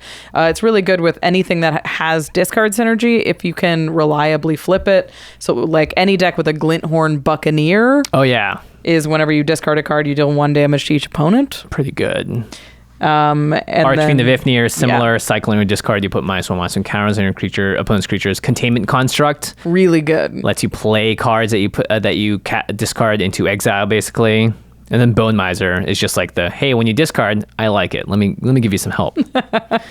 Yeah, so I think Invasion of Kaldheim, you could just play this for the front side and be perfectly happy with it. And if you happen to have a deck that wants to discard lands like we talked about, then it just gets better and better and better. Yeah, as long as you can reliably flip that. Can you shoot battles? Yeah. So if it says any target, a battle counts as a target on the battlefield. Yeah. You're just knocking down those defense counters like they're Planeswalker loyalty counters. How many lands do you have to throw at it? 2? 2. Pretty good. Yeah, with Seismic Assault. I don't know if you need to play. Yeah, maybe you play Seismic Assault in the same deck too. But it's cool. It's just basically finding more ways to use your lands. And the 2 damage, you can kill a lot of good stuff with that 2 damage. Yeah, just clean up the Esper Sentinels around the table. Yeah. All right, the next one is my favorite battle. It's Invasion of Segovia. 2 and a blue for Battle Siege. It has 4 defense counters on it. And when it enters the battlefield, create 2 1/1 blue Kraken creature tokens with trample. 1/1s. Yeah. That's cute. In case they get bigger someday. Like an Octavia. Where they'll be 8/8. And then the backside, if you flip this thing, it's again 4 defense. It's non-creature spells you cast have Convoke. Wow. It's called Caetus, Sea Tyrant of Segovia. Oh, yeah, Caetus. And then at the beginning of your end step, untap up to 4 target creatures. Whoa, that's sweet. Yeah, so it helps you with the convoking you're doing. Right, because non-creatures have Convoke. And it's a 3/3. And it's, yeah. This is a 3/3 serpent named Caetus on the backside. So it flips into a legendary creature. Yeah, this is cool. So you're giving non-convoke spells Convoke. We just talked about a bunch of different ways to do that earlier in this episode. And that's pretty good because it's every non-creature spell you have. Artifacts. Yeah. Instant sorceries, planeswalkers, enchantments, all that stuff gets battles. It's not limited to cards in exile or a single type of spell or card. So this seems really flexible and really good in the decks that want to be able to convoke stuff out. And you get the 2 convoking creatures too from the front side. Right. So it gives you bodies to help you convoke. And then it's 4 to flip over, which isn't terrible, especially if you have these 2 little 1/1s that can go at it immediately. But what I like about this backside in particular is that it solves the issue of like when you convoke something on your turn and now all your defense is down. Oh, yeah. Usually, like, I tap 4 creatures to cast that, and now I'm wide open to be attacked. You can untap up to 4 target creatures and have some defense while getting that. Yeah, especially if those creatures are like they can untap other stuff. or they have tap abilities. So Yep. if you're playing a Mercfiend Liege deck, then this seems pretty good there too. Really good. Okay. So this backside, I think I looked at and I was like, wow, that's kind of neat. And then the more I thought about it, the more I was like, oh, this is Storm in yes. so many ways. A stormy sea, indeed. Because blue has so many ways, so many cards that say when you cast this, make a creature. Make a token, make a 1/1, yeah. And they don't have to have haste to convoke. So you could be like, all right, I'll cast an instant or sorcery with Dika on the battlefield. I'll make a fractal. Right. Now I'll tap the fractal to convoke this. Right. Now I'll tap my new fractal to convoke this. So like Docent to Perfection, Third Path Iconoclast. There's tons of cards that are like, all right, Sakili, Sublime Artificer, Young Pyromancer, even Goblin Slide will do it too, right? Yeah. You just make a bunch of little 1/1s. I mean, we've talked about like Sai, Shark Typhoon, Murmuring Mystic, Ovika. This card is cracked with Ovika. Yeah, Ovika is insane. It's 5 blue red. We've already mentioned it a few times, but Yeah. it's a 6/6 with flying, ward 3, and you have to pay 3 life. But whenever you cast a non-creature, you create X 1/1 red Phyrexian Goblin creature tokens, where X was the mana value, and they gain haste. Haste doesn't matter for Convoke, but basically you can just if Ovika and Caetus is out, you may be able to play your entire hand, maybe even your entire deck. Yeah, I mean, with Ovika, so if you have Ovika on the battlefield and you cast Invasion of Segovia, you make the two like guys from Invasion of Segovia. And you also make and then you make three goblins with haste. Ooh. They can attack Segovia. If you have something else, you can attack it with Ovika It's as a well. 6/6 flyer. Yeah, Ovika's a 6/6 flyer. She'll take care of it. They'll take care of it. I And don't then know. you're just off to the races. And then you flip this thing, and now you're storming, right? Yeah. Because now if you cast you cast a Shark Typhoon, you make 6 goblins. You convoke that, you cast My a dude, gosh, make yeah. 5 more. Like, Yeah, that could. Yeah, that makes sense, right? 3 mana to cast the battle. Ovika's already out at that point, and then you basically make more. You kill it, and you just go off. yeah. And then you Now- untap creatures at the end of your turn too. Yeah. Just gravy on top. Why not? Untap Ovika. She's a 6/6 flying. Ward 3, pay 3 life. Yikes. So other token decks that might like this, Kaikara Wind's Fury. Oh, seems yeah. pretty good there. Especially with all the flyers. Yep. If you have 1 spirit and Kaikar, you can flip the battle immediately. Yeah. Alila, Artful Provocateur. Makes more flyers. Makes more flyers. Tyrant, Sky Summoner. Makes Definitely flyers. seems really good here. And then, of course, Locust God, we've mentioned a billion times. I also like Baral and Kari Zev, the new one, because you make a little Ragavan. And You make a monkey. The monkey, yeah, you could use that to convoke, yeah. Uh-huh. Yeah, it's really a very powerful card, and especially with stuff like Murmuring Mystic and Locust God and all these things that we've listed that have flyers naturally, Yeah. and have these evasive tokens. And that we'll be able to turn it into, because this is really the first battle we talked about that we're here for the back of the card. Right, the front is gravy. We need to get it to Caetus as fast as possible. Right. So you want unblockable creatures, you want flyers, and you choose who defends it. So you play Segovia, you pick the player that doesn't have flyers. Yeah. There's always one. There's always one. Don't make it be you. Yeah, exactly. Wow. And then you flip it right away, and then you Win the game. Yeah, I think you could, because also non-creature spells having Convoke means your card draw spells have Convoke. Right. Your X card draw spells have Convoke. Yeah. Right? Just like Court of Calling, you can use more creatures to convoke it. I think, yeah, if you have Ovika and this out or Murmuring, you just really you could keep the train going. The inertia could go for a while before you're stopped. Right. It's a really, really scary combination. And basically, if this battle comes down, this one you can't really let flip. Yeah, agreed.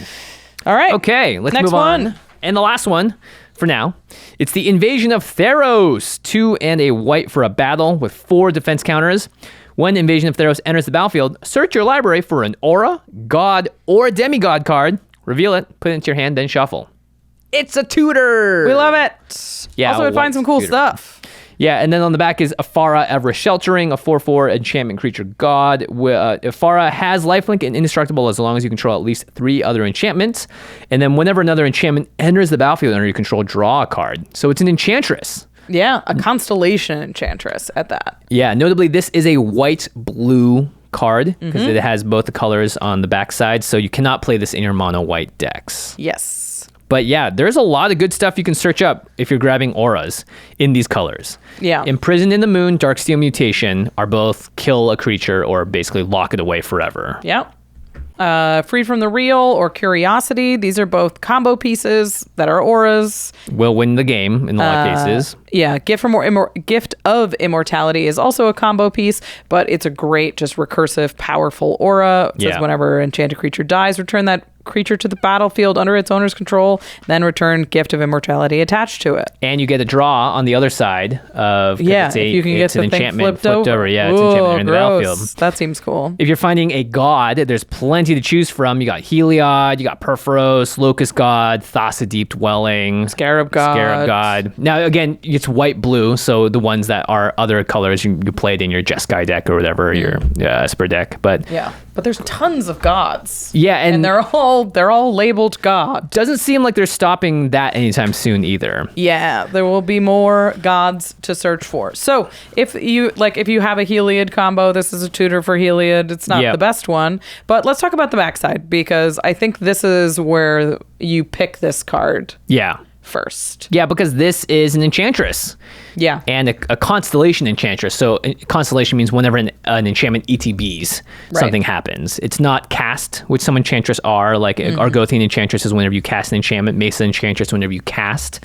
Now if you have the ability with your Gift of Immortalities, or even if you're just finding ways to flicker with, let's say, that Thassa that you just found. You're going to get card draws off all of that. Or if you cast Dance of the Manse and you reanimate 5 or 6 enchantments, then you draw 6 cards versus drawing none because you didn't cast any of those enchantments. And you're probably going to have it be Indestructible Lifelink because you have 3 other enchantments in this type of deck, right? I think if you're playing this battle, you're playing an Enchantress deck, so it's going to be live as soon as it flips over. Yeah. But are Enchantress decks good at flipping battles? That's my question. Is Enchantress decks are not historically combat based. Yeah, they sit there and they dirtle and they play 1,000 cards and draw 1,000 cards. Yeah, they play a propaganda and a ghostly prison. Like, nobody touch, no touching. But you want to touch something else, and that is killing a battle. Yeah, it's tricky. I think the best way to flip it is if you have one of the enchantments that makes flyers when you cast them. Like Sigil of the Empty Throne is often like a win con index like this. If you have, because it makes 4/4 white angel creature tokens with flying when you cast an enchantment. Yeah, when you cast enchantments, and the battle has 4 defense on it, so you only need to hit it with 1 angel and it'll flip it over. And I think you often, in these cases when the backside's so good, you want to cast the battle and then flip it that same turn. Yeah. Otherwise, everyone now can go, oh, we need to stop him from attacking, or let's put some blockers up or whatever. Right. And that makes it a lot harder. So it's best to be able to do it that same turn. Yeah. If you can, I think that if you really want to flip a battle, the way to play it in Commander feels like play it, attack it, flip it. Flip it, yeah. Not wait. Like if you're looking for the backside, don't give them time to build up defense. Yeah. There's lots of cards that make flyers in Enchantress decks. Historian's Boon says whenever Historian's Boon or another non-token enchantment ETBs, make a soldier. But when the final ability of a saga you control triggers, you make an angel. A Layla, which we mentioned before, makes fairies. Rabble rousing. Hey, that makes bodies. Right? If it's like, I don't care, I'm going to throw away all of my creatures just to get this thing killed that same turn, then rabble rousing seems really good because you don't care about the creatures dying. Yeah. Because you just make more. I think the way that you flip a battle in an Enchantress deck is tokens. It's going to be hard to... Well, you're 2/1 Mesa Enchantress or whatever. Yeah. Or 0/2, Mesa Enchantress. They both 0 it ain't power. doing much damage. They're not going to hit it. So if you put this battle in your Enchantress deck, make sure that you have a plan to flip it, whether that's with non-combat damage or with some kind of... You could be like tokens. an aura deck as well. There's the new aura, I forget which one it is. Like but a Bruna deck or something. Yeah, Bruna. There's the new one that basically gives them Exalted, right? Enchanted creatures. Oh, yeah, he's cool. You can't put him in that deck, though, because he's mono white. Well, maybe he's part of a deck. Maybe then. He's in the deck. But he's from the new D&D Secret Lair. Yeah. Oh, that's right. It's Renee Jean Page. Yeah. The best character in the whole super cool. movie. It says all auras have exalted. Yeah. It's very sweet. cool. And don't forget you are finding auras with this card as well. It's got that tutor part in front of it. Yeah. So maybe it's best in aura decks. Yeah.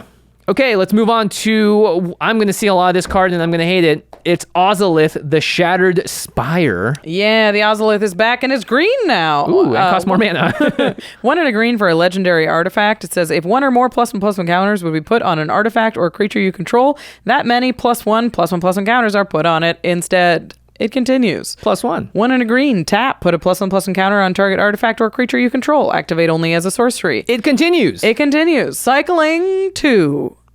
Wow. It stops.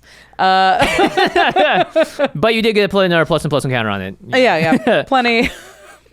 So you here. could put the counter on itself, by the way. You could. And it's going to get 2 +1/+1 counters. Yeah. This is a very common effect now. Hardened Scales there was a whole modern deck built around this card that basically just does the same thing. Winding Constrictor.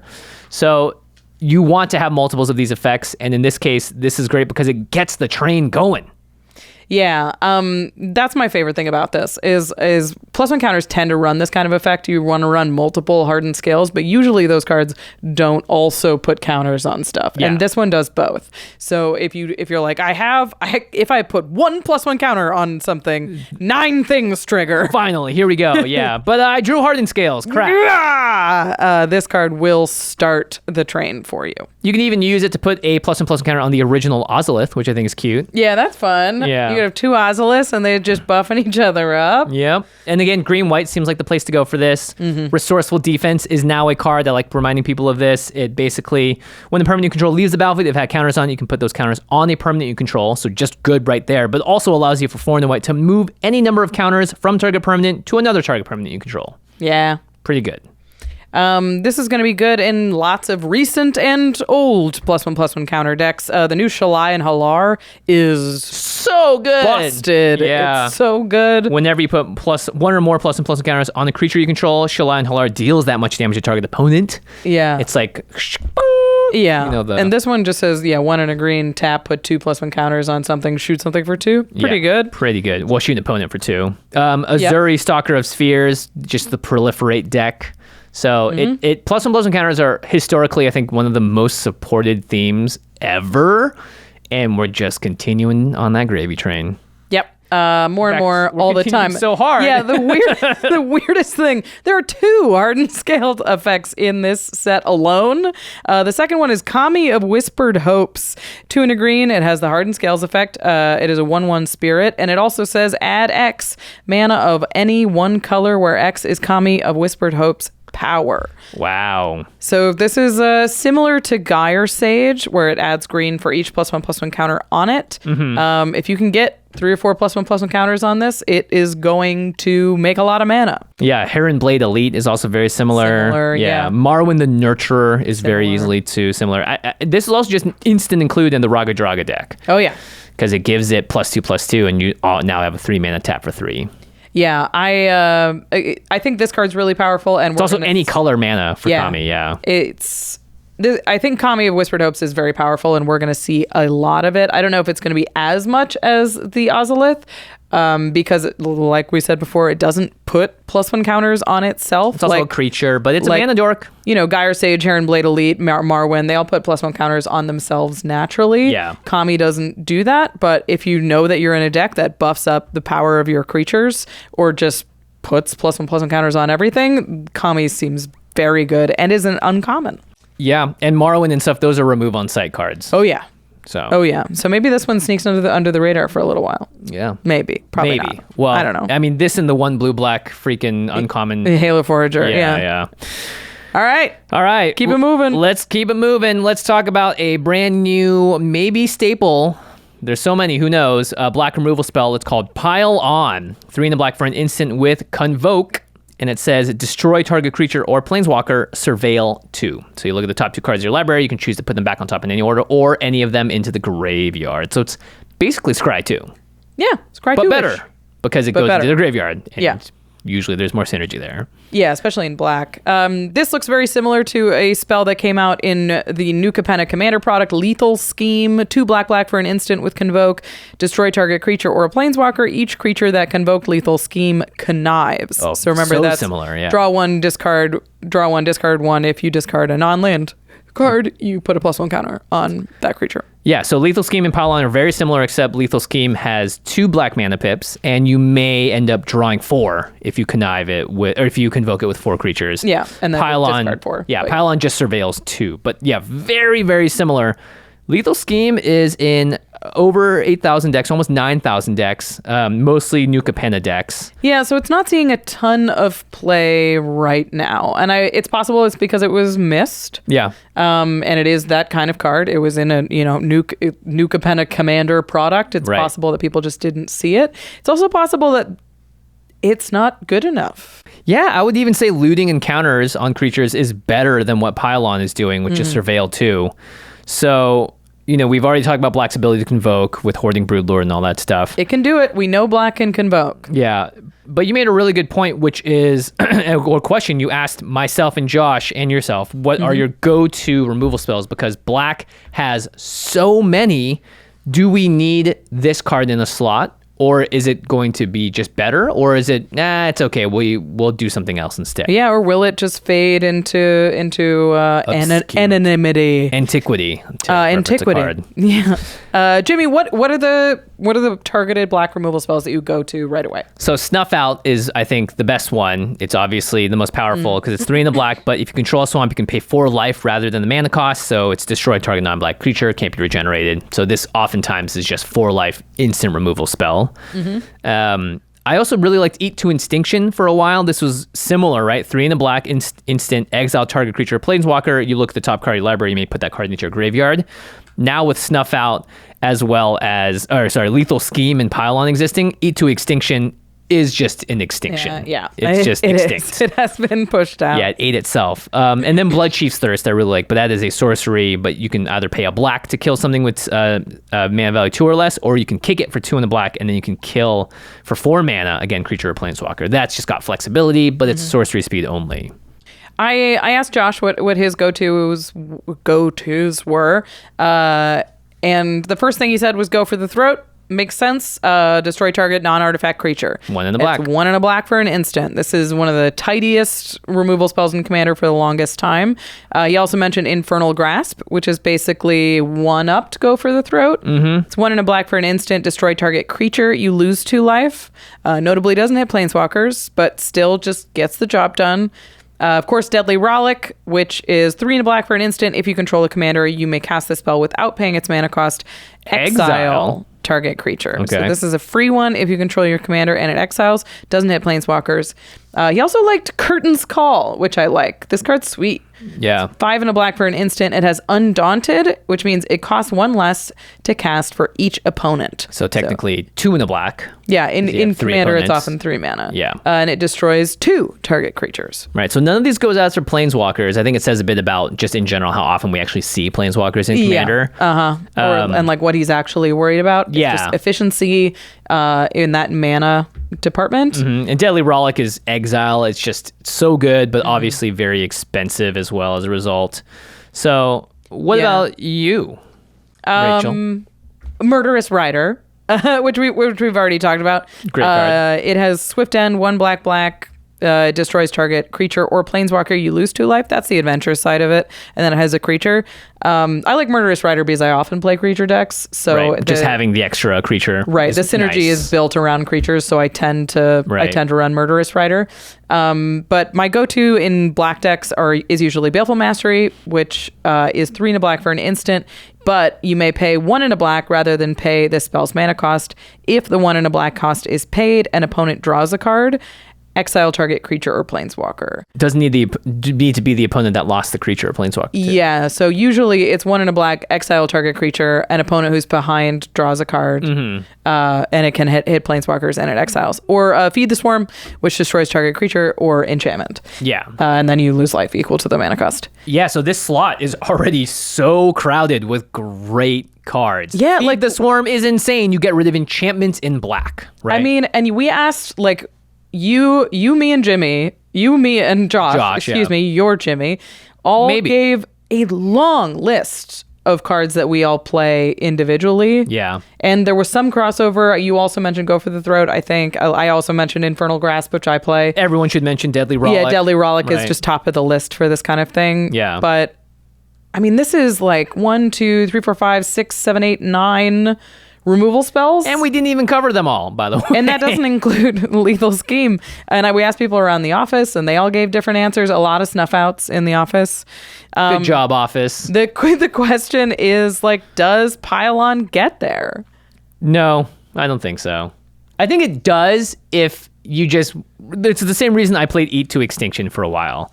I was like, I like this card. I'll take the additional surveil, side of the thing on top, and just having an exile effect instead of a destroy effect is a nice little alternative if you want to kind of mix it up a little bit. Because if you also look at all these, they all do different things. I have Bloodchief's Thirst, which is a sorcery, but it's cheap or expensive. You had a version of that with Baleful Mastery. Right. I didn't have Feed the Swarm. I probably should have. Josh has Deadly Rollick and Infernal Grasp. So there's just like...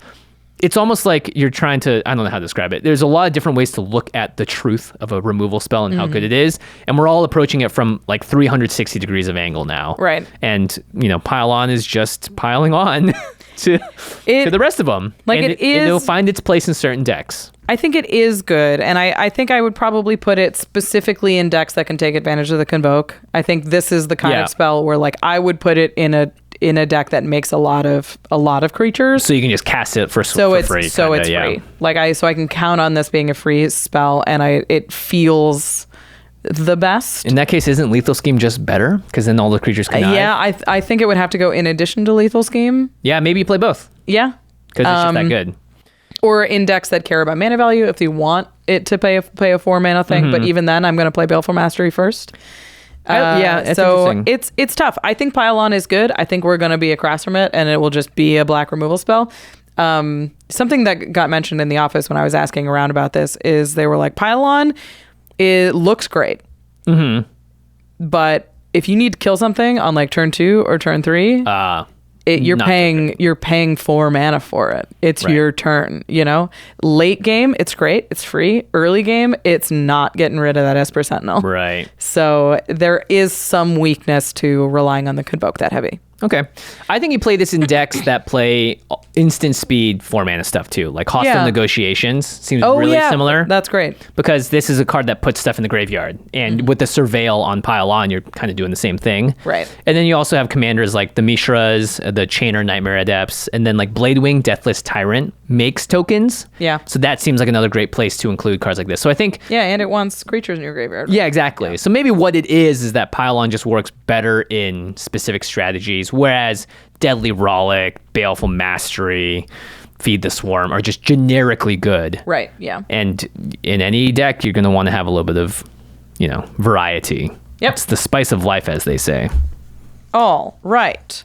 Let's move on. We're talking about a big enchantment or artifact. Good God, my brain today. It's a big tree. It's a big tree. It's Realmbreaker, the invasion tree. Do not put this in your backyard. Yeah, it's really gross. 3 mana legendary artifact. It has 2 activated abilities. 2 tap. Target opponent mills 3 cards. Put a land card from their graveyard onto the battlefield tapped under your control. It gains if this land would leave the battlefield, exile it instead of putting it anywhere else. Okay. 10 tap. Sacrifice Realmbreaker, search your library for any number of Praetor cards, put them onto the battlefield, then shuffle. And then win the game. Oh, you best. Yeah. You best. I think this card is actually pretty sweet. This card's cool. If you're just looking at the top part, again, the mill is separate from the land, so you don't need to mill a land to get it back. It can already have a land in there. In a mono red or mono white deck, 2 mana tap, this is basically a ramp spell. Yeah, as long as you are reliably playing fetch lands, your playgroup is reliably playing fetch lands, there will definitely be a land. Yeah. Otherwise, you mill them 3. You may mill a land. You got a pretty good chance, I think, with 3 to mill at least 1 land out of there. That's pretty good. I think that's actually sweet. May not be as reliable early game to always get the lands if your players don't play their, fetch lands or evolving wilds or whatever. But I like that actually quite a bit. Yeah, I think it's a little slow. Playing 3 and then playing 2 on turn 4 is feels very slow. But if the game goes past 6-7 turns, activating this once each turn means you're just getting ahead and ahead and ahead too. And it's milling. I think this is like a very build around ability where there's a lot of commanders that care about cards in your graveyard or your opponent's graveyard, excuse me, and really need to put stuff in your opponent's graveyard. Any way possible, right? So if the land becomes like, oh, we're in it for the land, but the gravy is this milling every turn. Then I can see this card being really powerful. So something like the new Captain 3 blue-black for a legendary creature horror pirate. It says horrors you control have menace, and then whenever a horror deals combat damage to a player, that player mills that many cards. At the beginning of your end step, choose target artifact or creature in an opponent's graveyard that would put there from the library this turn. Put it onto the battlefield under your control. Oh, so right. You can mill a creature or whatever with the Realmbreaker and also get it from Captain. Right. So I think like it's good in this deck. It's good in like Lazav Dimir Mastermind, which can transform into creatures that you mill your opponents.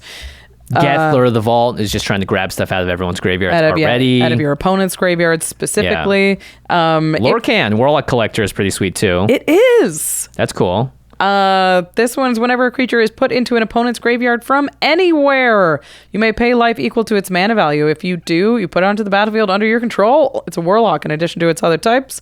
If a warlock you control would die, exile it instead. Nice. Yeah, so if you're getting that value out of it, like if you could possibly hit something sweet and pay mana and get that creature into play. And a land. This card becomes really powerful. Yeah. And I think like it's right at the right power level too. It should cost 3. It shouldn't cost any less. Maybe it should even cost more. And then the activated ability of 2 seems right about the right balance for it, I think. Yeah. It's going to be sweet in graveyard decks. It's going to be sweet in mill decks. Yep. That don't reliably have like great ways to ramp other than just land ramp specifically. Obviously, everyone's got their signets. Yeah, but again, be careful with mill. If someone else is playing a Command the Dread Horde or the Rise of the Dark Realms types cards and you're just helping them out, or if they're just in a dredge deck, you're also helping them out too, or they just want stuff in their graveyard. And trust me, there are a lot of times, and I've seen it happen now, where you're like, all right, cool, everyone mills, and you're like, oh no! Dread return, shoot! Oh, that was not good to mill. Why didn't you tell me that was in your deck? Yeah, so be a little careful. Obviously, you want to be getting value out of it, but make sure that they're not getting value out of it.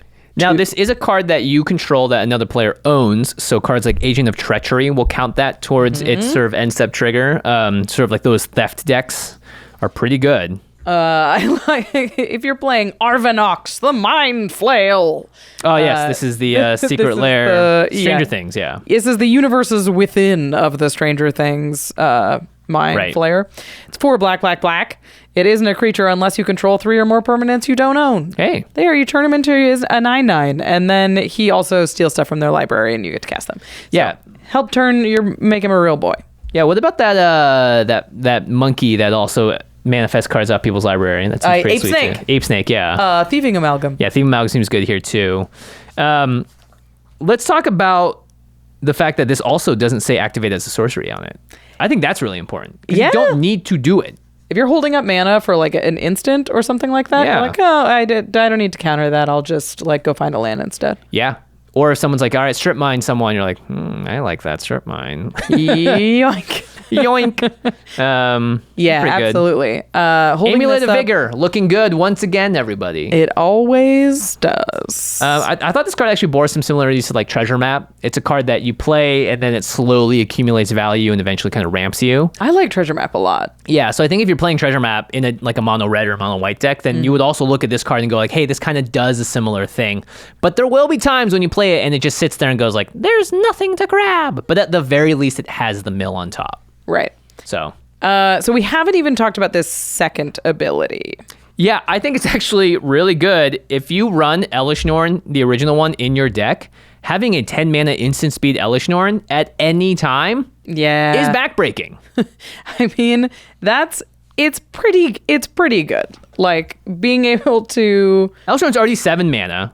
So 10 mana's a lot. Being able to flash it out is like, exactly. My God. There's like the World Tree as a win con, but that costs Progenitus mana to actually use to bring all the gods out of your deck. This is just 10 colorless. And now that there are so many more Praetors around and there's just good reasons to run the new Urabrask and stuff in your decks, this seems like just, again, a great way to consistently get out a big piece of your win con. This is Magic Christmas Land, but picture this with the new Elishnorn. Like You get double that. like you're being attacked by like 6/1/1s or something, and you're like, no blocks. No blocks. Before damage. Whoop, take 12. Yeah, and I'm going to grab 6 more Praetors out of my deck while I'm at it. Yeah, I mean, I could definitely, if you're building a deck around the Praetors, you're definitely putting this card in it. It's so sweet. I could just see decks though, like even like Bridge of the World Tree, whatever the enchantment that brings out a thing each time.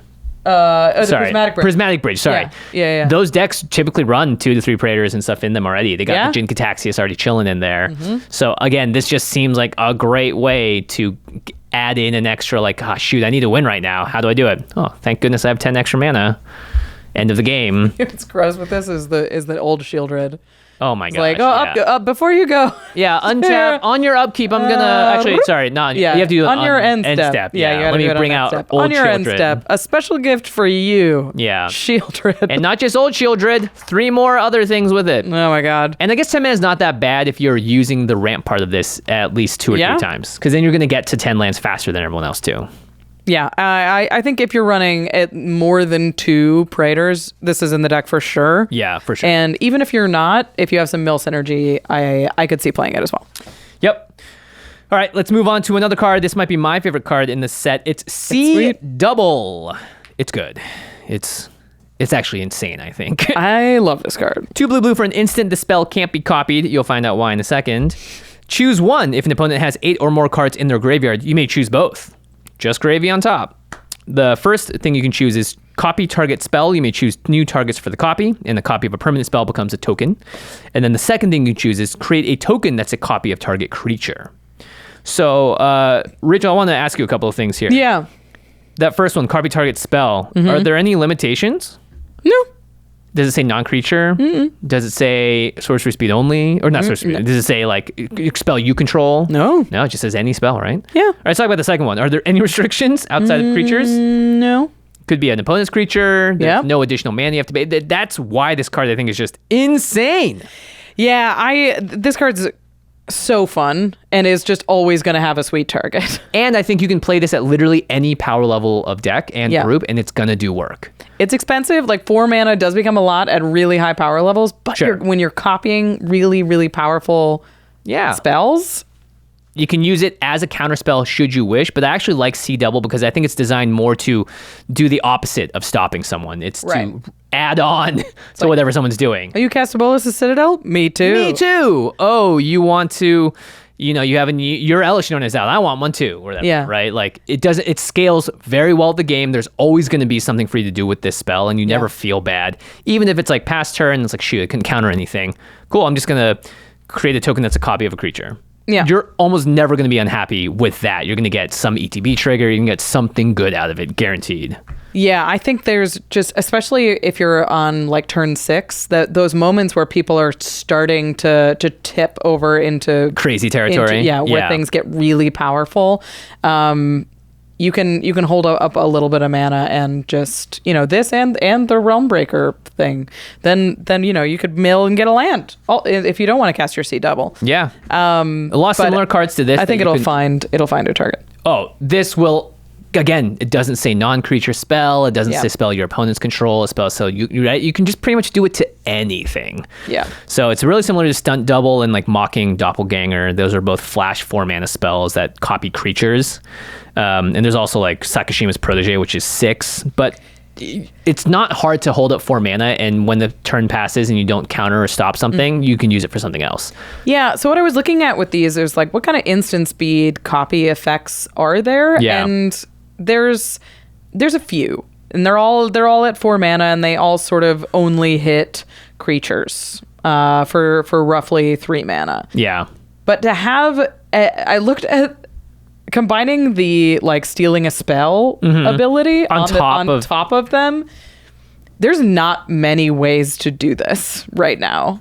Right. There's Narset's Reversal, which basically counters it and you steal it. It's very like super popular. And then there's Cooperate, which I've never seen cast. Oh, the split card, with Aftermath on it. From Refuse to Cooperate. And has to be in your graveyard to do so as well. Yeah. It's like copy and not only copies an instant or sorcery.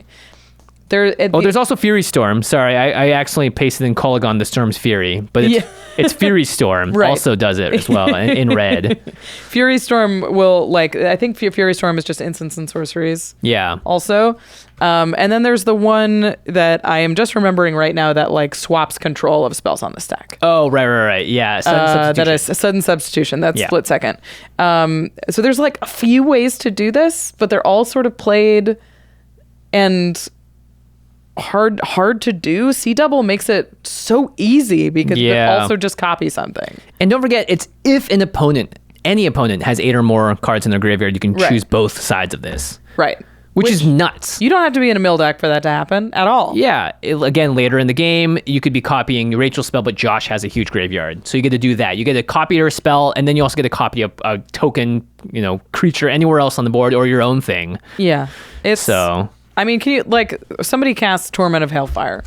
Oh, baby, let's and go. You're like, boink, mine first. Mine first, yeah. Might win the game off that. That's actually nuts. Yeah, there's some very wild moments that this card can create. With the new Chandra, too, it seems pretty nuts because you get to double it. You can't copy it. Oh, you're right. You can't copy it. And Never mind. There is a reason. Yeah. But if you are looking to, again, this is I called it a meta spell. I think in any meta, this spell plays well. Yeah. If your play group is super low power, it's going to do great stuff. If it's pretty high power, it's going to do great stuff. If you're looking to use this spell, though, I think there's 2 types of decks that really fall well into it. It's you got the Spellslinger Storm decks with Kalamax, Niv Mizzet, Perun, Ovika. And then you have Stormkiln Artist and Archmage Emeritus and stuff. Those cards are just happy to see cards like this there. And then you just have any decks that want to copy creatures. So and if you have a Solemn Simulacrum, seems a good card to copy. A Baleful Strix, a Dockside Extortionist, a Yuta Takahashi. I'll copy your Yuta. I'll copy your Yuta on the stack and your Dockside Extortionist. Yeah, wild. Yeah, exactly, because you cast Yuta and your Dockside's out or whatever. You can also just copy Enchantresses or Beast Whisperers. You can have 2 Professional Facebreakers, 2 Tireless Provisioners. You can have 2 Blood Artists, 2 Zulaport Cutthroats. Those are all going to help your deck do what it wants to do. So I just think this card is just so juicy. Really, really powerful. And I'm excited. I have a number of decks that this can slot right into, and it's going to do some really fun stuff. Yeah. 4 mana is the sweet spot now that Wizards has decided that all the powerful stuff exists at. So you do have to be a little selective, but this is great because, again, it literally represents any single spell in the history of Magic, depending on the playgroup. Yeah. Okay. I like this. I like clone spells, like clone effects in general, because it really does match the game. It helps balance your deck out when you're playing only what the people against you are playing. Yeah, the first fan versus Game Nights episode was all about a copy deck, and that sort of brought it to the attention of a lot of people, like, oh, that's so cool. I don't need to have as high power of stuff if I can just copy what other people are doing. Right. Cheap way to match the power level of your table. All right, the next one is the end of an era. We did it. It's the only one that's so pink, too, if you look at the art. The rest of them aren't so pink. We have them on our low outline, and this one looks the coolest, I think. We have reached the culmination of the Sword and This and That cycles with the Sword of Once and Future. Oh, it's protection from blue and black. Like every sword, it's 3 mana, equip cost 2. Equip cost is 2. And it says, whenever equipped creature deals combat damage to a player, surveil 2. Then you may cast an instant or sorcery spell with mana value 2 or less from your graveyard without paying its mana cost. If that spell would be put into your graveyard, exile it instead. Okay. This is a little meh compared to the big ones of the format. Yeah. Let's talk about the first ability. Just the surveil 2. Okay. So I see this as akin to Scry 2, but in this case, putting it into your graveyard is where the sword wants it to be. Right. So what I like about this sword is the two abilities do work together. Nice. It's not like sort of body and mind, where it's like, you mill 10 and I make a wolf. You're like, what? What? What deck are you playing? What is happening? They just chose two abilities from two colors, green and blue, and they were like, yeah, now kiss. Yeah, they are working together. Yeah. But Surveil 2 is not like... it's not game breaking. It's not a card. It's not instant famine, untap all your lands. Yeah. No, this is sort of the smaller ability of the two. But it is not tied again to the instant or sorcery with mana value 2 or less. So you could Surveil 2, decide they're both good, keep them there, and then cast something from your graveyard too. Right. Okay, so let's talk about the second ability, because that's really the star of this sword, is the casting an instant or sorcery thing. Yeah, for free. And there's a lot of great 1 and 2 mana value cards that are pretty good. I mean, the big ones like Swords to Plowshares, Path to Exile, Rampant Growth. Yeah, and then you have like Preordains, Sea Beyonds, Infernal Grasps. Like, Yeah, you got a little bit of everything. Growth Spiral, Ponder, Demonic Tutor. Yeah, dream big. Yeah, dream real big. You also technically have, I believe you can cast the like Ancestral Visions and stuff off this too, right? I would think so, yeah. Yeah, because they are technically CMC 0. So if you can get them into your bin, then you can cast them for free. I mean, there's the list of spells that you can cast for free here is go on and it's on near and infinite. on and on and on. Yeah, and your deck, if it's built right, should have a couple. Yeah, you often will. If you're in green, you're going to have the ramp spells. If you're in black, you're going to have removal spells. If you're in white, you'll have the removal spells. Yeah. Blue. The nice thing is spells. when you Surveil 2 and let's say you put a Demonic Tutor into the bin, you don't have to draw that card anymore. So you actually get down your deck more and you still get access to the card, but you do have to play it that turn. Yeah, I think you have to play it right away. I think you have to play it when you hit. Yes. Then you may cast an instant or sorcery. Yeah. You have to play it as soon as you connect. Yeah. Yeah. So you can. There's a ton of things that you can hit, and if you're running this card, you're definitely running a plethora of targets for it. I think you're gonna need like at least 15. Yeah, 10 to right? 15. Yeah, lots. Or just know that I'm the kind of deck that loves to Snapcaster Mage back my swords or whatever it is. I'm just a high value deck that has a lot of different things I can do with my cards. And so this sword on top of that is another way of going about it. But anytime you equip a sword onto something, you are taking deliberate game actions that everyone can see at sorcery speed. Slow. And then you're going to combat, and then you're hoping that you have that you have the protection from the right creatures as well. Yeah. So there are other things on top of the best part of the card, which is casting something for free. And it's not as impactful, right? It's just a 2-mana spell. There's obviously really powerful ones, but it's not like you're casting Expropriate or something as a result of this card. So the next ability on this spell is on this sword is protection from blue and black. Yeah, and that actually I think is really relevant in the format. I think these are decent colors, especially for like removal protection. Yeah, that's a good point. So what does blue have? Like a rapid hybridization, Pongify, reality shift. Right, and you see these cards all the time. Resculpt, Imprison in the Moon, Oko. That's right. Protection from Oko. Don't. He's got a sword. Yeah. That says, Oko's like, no. My abs, get away from me. Yeah, Feed the Swarm, Deadly Relic. There's so many. Those are all the black ones. Once you get into black. That's every removal spell. It's all of them. It's if you're playing black, all of your removal spells are black. I believe black is the highest percentage played by color in EDH, according to EDH Rec. I think it's like 5%. And then if you go down the line, it's like green at 4.7. And then red and blue are kind of close at like 4.4. Yeah. But you're going to see a lot of creatures that are black that this will have now protection from, I think is sort of the thing to look at. Yeah, I don't think this is as good of evasion as like sort of Feast and Famine, for example, which protection from green and black means those are the top 2 played cards. Colors, by you're the way. going to be able to connect. Yeah. For the most part, there's often one player that's like, my whole board is green. Yeah, and then you get to have 7 mana to play with, not just hopefully I have a CMC 2 or less instant sorcery in my graveyard with this sword. I think protection from blue and black gives you better protection from removal and gives you worse evasion than many of the other swords. Because like black gets played a lot, but how many of your creatures are actually black in decks like that? Only have black things. Yeah. So it's a not quite as good as the other protection colors, I think. So where does this card go? I don't know. I hate this sword. Hate it. I don't like it. Okay, it's not amazing, but you can't hate the sword. Hate the player, not the game. What deck are you playing that has 15 instants or sorceries that are less than 2 CMC and wants an equipment? You did put down Tetsuo Imperial Champion, which seems Tetsuo is like the one. Yeah. I wanted to mention Baral and Kari Zev. Yeah. Because there's lots of little, type of spells there. I also wanted to mention Gandalf the Grey.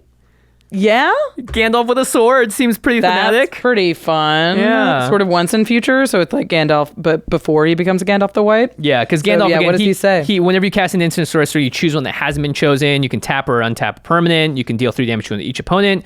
You can copy instant or sorcery spell, or you can put Gandalf on top of its owner's library. Mm-hmm. Thou shalt not sword. And look, his sword in the art is kind of blue. It kind of does have the once in future thing going. It is the same sword. Tolkien was amazed that I don't know. Yeah. I won't go any further. Like Veyron Voice of Duality seems pretty good too. Yeah. But you're right in that you need to have such a critical mass of it, and then at that point, is the sword just better or worse than Snapcaster? Yeah, the sword just seems bad at that point. Like I wouldn't run the sword in Veyron. Yeah. Because then you have this sword. Yeah. You're like, I just spent 3 mana to cast this sword and 2 mana to equip it. And everyone's watching you do it too. Everyone's like, what are you doing? You're equipping a sword on something? Well, let's just kill it. Yeah, I think if you want a deck that's a Spellslinger deck, it doesn't want a sword. And if you want an equipment deck, maybe you have a few targets, but not a ton. Yeah. The biggest argument I can see for this deck is like a Sunforger type or deck. An equipment deck. Yeah, it's an equipment deck. You have to have a Sunforger package, which means that you have a decent amount of targets for it. You would need a lower... Yeah, you would need not a grab lower... your Teferi's Protection back. That's for sure, you would need a lower list of instants and sorceries. It would need to be more 1s and 2s rather than 3s or 4s, which is where Sunforger tends to be. But at least you're doing equipment stuff. You're attacking. Yeah. That I think is a little better. It needs to already be your red, white, Akiri, whatever deck. Right. You're probably running like the Steel Shaper's Gift, and that's the tutor for equipment, right? Yeah, that one, or the 2 mana one, that's a sorcery. I could see it in those decks, but I don't like. People asked if I wanted to put this in Octavia, which is a blue spell. You only have one deck. I know. That's Octavia. That's all I'm talking about today, apparently. And the problem is, it casts the spell. Like, this is a great small spell deck that attacks. It feels perfect. It feels like it should be there. But it casts the spell after damage. Oh, so I can't turn anything into an 8/8. So it's late. It's late. Well, let's look at the power rankings. Anyway, yeah. Where does this sword rank on the actual list of all 10 of the sort of and of this and that's that we have these days? It does not get anywhere near what I call the universal swords. Yeah. So Feast and Famine goes in any deck that has lands and wants to use them. Fire and Ice just draws cards. Yep. Hearth and Home flickers creatures, pretty good. And goes to get a land. And then Forging Frontier draws lands and lets you play lands, basically. Yeah. I mean, all of these are just stuff that every deck wants to do. So those seem pretty universal. They fit into most decks. If you just had an extra slot and you put this into a deck, it'd be fine. Wouldn't be that bad. Yeah, there's no build around on those, really. Yeah. So this is closer. You wrote on par with Light and Shadow and Truth and Justice, and that sounds about right. Yeah, like these are, so Light and Shadow is gain 3 life and return a creature from your graveyard to your hand, and Truth and Justice is put a +1 counter and then proliferate. Right. Particularly Truth and Justice feels right, because it's like one thing that synergizes, one small thing that synergizes with the bigger thing, but it's more of a build around. So those feel close. Even Light and Shadow feels a little bit more general. Yeah, I think Light and Shadow is actually way down the list. I'd put Sinew and Steel higher up because it can at least blow up artifacts. Yeah, but like, how often are you just like you run out of artifacts? You know? Yeah, sure. I have never put Sinew and Steel in a deck. I don't think I've actually put. I think the only one I tried playing once in a while is Light and Shadow, and I always get disappointed, and I just only put sort of Feast and Famine now. I have Feast and Famine, Hearth and Home, Fire and Ice. But And what's- I yeah. could see running Forge and Frontier. I haven't. No I body in haven't. mind. No, no body in mind. No Unfortunately, mill I don't have my and mill wolves. wolves.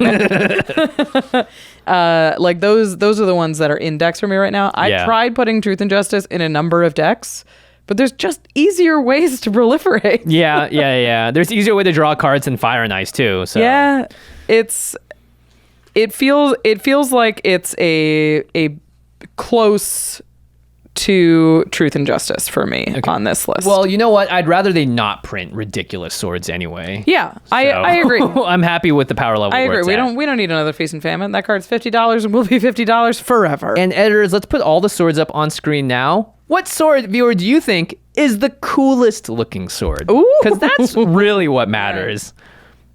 I think it's going to be this new one because it's got a cool purple background. Yeah, it's pretty sweet. The rest of these are just like gray, kind of red, bluish. Sort of body in mine just looks like two lightsabers. It's like I couldn't pick a color, Yeah, exactly. so I said both. And what is the body? And it doesn't even get represented as body Nope, in mine. it's green and blue. At least light and shadow. Very It's like, literal. oh, cool. Forge and Frontier looks like kind of mechanical. Sinew and Steel has steel and sinew. Okay, all right, we're done with it. Yeah, I don't think it's particularly good. I don't think it's going to see a ton of play. Let's talk about a good card. Let's. And let's end this set review on this good card. It is Tribute to the World Tree. Green, enchantment. Whenever a creature enters the battlefield under your control, draw a card if its power is 3 or greater. Otherwise, put 2 +1/+1 counters on it. Yeah.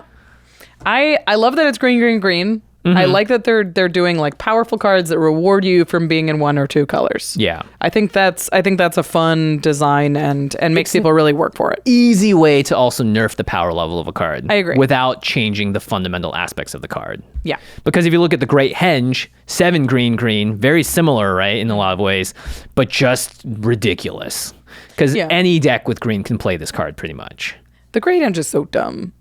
They yeah. were like, it's a 9 CMC They'll card. never cast it. We should power it to be 9 CMC. And you're Can like, we it's just 2. Can we just blow It's Throne of Eldraine out of CMC. existence and just Just any card shoot that it out came of the from that? sky. Yeah, I don't need it. So Tribute to the World Tree actually reminds me a lot of Guardian Project. Yeah. Because it's ETB, where like whenever a creature enters the battlefield. Oh, it's not cast. Yeah. No, it's ETB. You draw a card. yeah, and it's also doesn't say non-token, so it could be It doesn't. tokens. So in that way, it's better than Guardian Project. Yeah. So if you're making big tokens, it's anytime like a big token enters the battlefield, you draw a card. So Yeah, that's Elemental Bond. Which yeah, is it's a very really good close card. to Elemental Bond. Yeah. But it also rewards you for your little tokens. Yeah. It's like you're not going to get a card, but we can make you a big boy. Yeah, and they and- get 2 +1 counters. Boy, does that add up or what? Right? That's Yeah. a ton of power. Like imagine just Avenger of Zendikar comes down. They all become 3/3s immediately. Yeah, let's say you just have 7 lands. Let's be reasonable. All right, you have 7 mana. You just cast Avenger of Zendikar. You make Avenger of Zendikar and 6 plants. Yeah. Avenger of Zendikar draws you a card, Yeah. and then you get 6/3. Oh no, if it's 7, you get 7 3/3s. Yeah, you have 7 mana. You get 7. Yeah, so just straight up 21 They get 2 additional counters. power. So they're 2 3s. Yeah. They're 2 Oh, right, 3s. right. They're and 0 then ones. you Yeah. play your land, and they're 3/4. Yeah. Oof. That's mean, spicy. It's pretty good, and I like that it's not super specific to one kind of deck. Yeah, and I like too that again green. So you're gonna Elf Ball seems really good with this kind of thing too, just to make them into 3/3s. You don't even need the extra card draw because you're not playing like Garrick's Uprising in an Elf Ball deck, but No. you would play potentially Tribute to the World Tree in it instead. Yeah. So- if you have like anthems or something like that, or Yeah. like when your creatures enter, they're naturally going to be Oh, bigger. already gonna be bigger, yeah. Yeah, then this is great. Or if you're like in a Gira deck or any deck that just makes like 3/3 beasts or whatever, Yeah. you know, you'll get card Now draw. you're off just of drawing it. cards. Yeah. I think it's quite good. We're going to see a ton of it. It's like it's hard to argue with it. We like counters. We like card draw. It does. You don't have to cast. There's very little build around here. Yeah, and you can flicker creatures to get the stuff as well. So that just seems really good. Seems good. Elemental Bond is an incredible card, so this just adds the gravy on top. Yeah, it's very good. All right, that's it. Not yet. Though, I mean, those are the cards. Yeah, that's right, but we're still going to talk about a couple more cards because we have to talk about our favorite and Oh, what we yeah. deem the most powerful Oh, yeah. card. So, favorite in the 99 card from March of the Machine. I'm going to say Invasion of Kaldheim / Pyre of the World Tree. I just love having the ability to put your hand aside but still have access to it and do the Valakut, Reform, whatever. You just get more cards. It's red card draw. You get more cards. Yeah, Valakut Awakening, sorry. Yeah. But the fact that you can do it with a weak hand, like if I'm Jimmy, I'm like, shoot, I got to keep a hand with 4 lands in it because you never know. And you draw a couple more lands. You're like, shoot. But now I have Invasion of Kaldheim. I can put those cards aside, still play a land out of it. Maybe that last spell I wanted, but now have a fresh grip.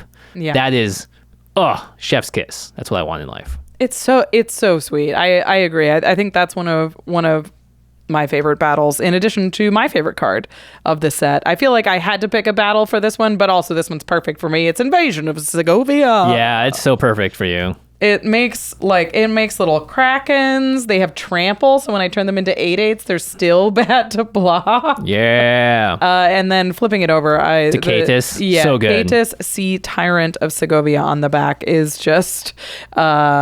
You keep imagining the turns that you would have with the Caetus. And it happens immediately. Yeah. Yeah, you don't need to wait for Caetus to start doing things. As soon as you flip it over, yeah. It also itself convokes for things, yeah. It convokes, so you naturally just have 3 creatures. And then you untap 4 creatures and you can just keep convoking at your end step.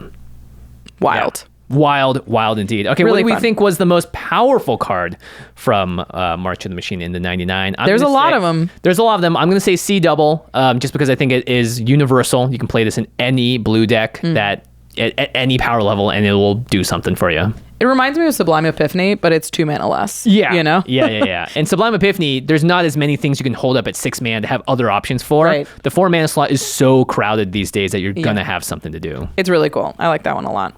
Speaking of 4 mana things to do, my favorite is, or the most powerful, I think, is Faerie Mastermind. Yuta Takahashi. Yep. That's so many cards on a 2 mana flying flash creature. And we saw how popular Ledger Shredder got in every format too. I think Faerie Mastermind's going to be in a similar spot. And this one is even more powerful in Commander. Like Ledger Shredder is great in tons of constructed formats.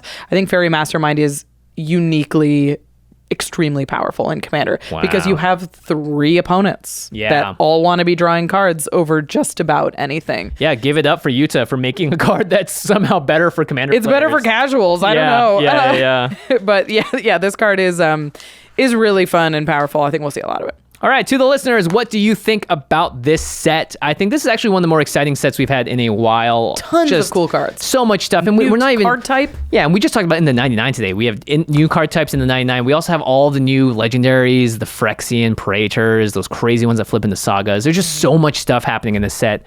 If you're excited about it, let us know. Tell us about the cards that we should have talked about in the set that you think we should have talked about, and let us know your thoughts on those as well. Yeah, and if you saw some cards that you were excited about, it is time to go to cardkingdom.com/command to pick them up right away. Or you could get the sealed product if you want to try to open the ones. Yeah, the Brimaz one is really cool. Yeah, there's the precon decks. The sealed product as well. There's 5 precons in the set, and so many of them are awesome. I'm super excited about the Convoke one. I love that we're giving new spells Convoke. I think that's really fun. Yep. And you can get all of those at cardkingdom.com/command. They've got all of the different types. There's a ton of printings of all of the legendaries in this set. Multiverse Legends. You can get the Multiverse Legends in their regular frame or in their new showcase frame. Yeah, you can look for the hollow foils. The new Halo foils have like a swoosh through them. Maybe you'll open a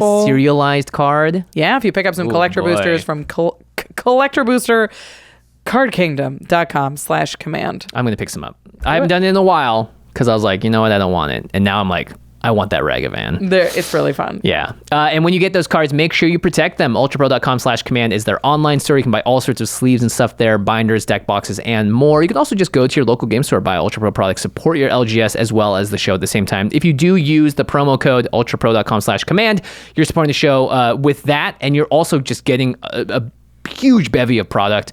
ULTRAPRO often has huge deals as well and stuff that didn't sell out in the past. Like I remember they had a whole 50% off sale for a while for just, those like old binders from old sets with cool art on it that maybe didn't sell as well when it came to it, but they need to get rid of the product and they're willing to give you a big discount on it. So to get that stuff and get those discounts, make sure you go to ultrapro.com/command and sign up for their newsletter. Yeah. Okay, big time to do the cleanup step.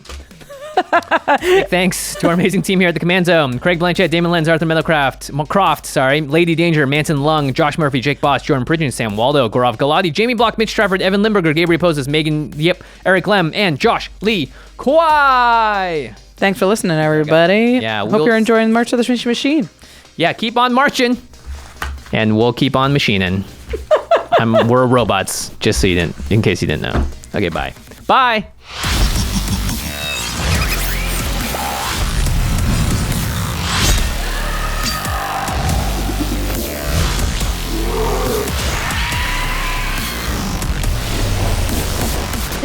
For your attention.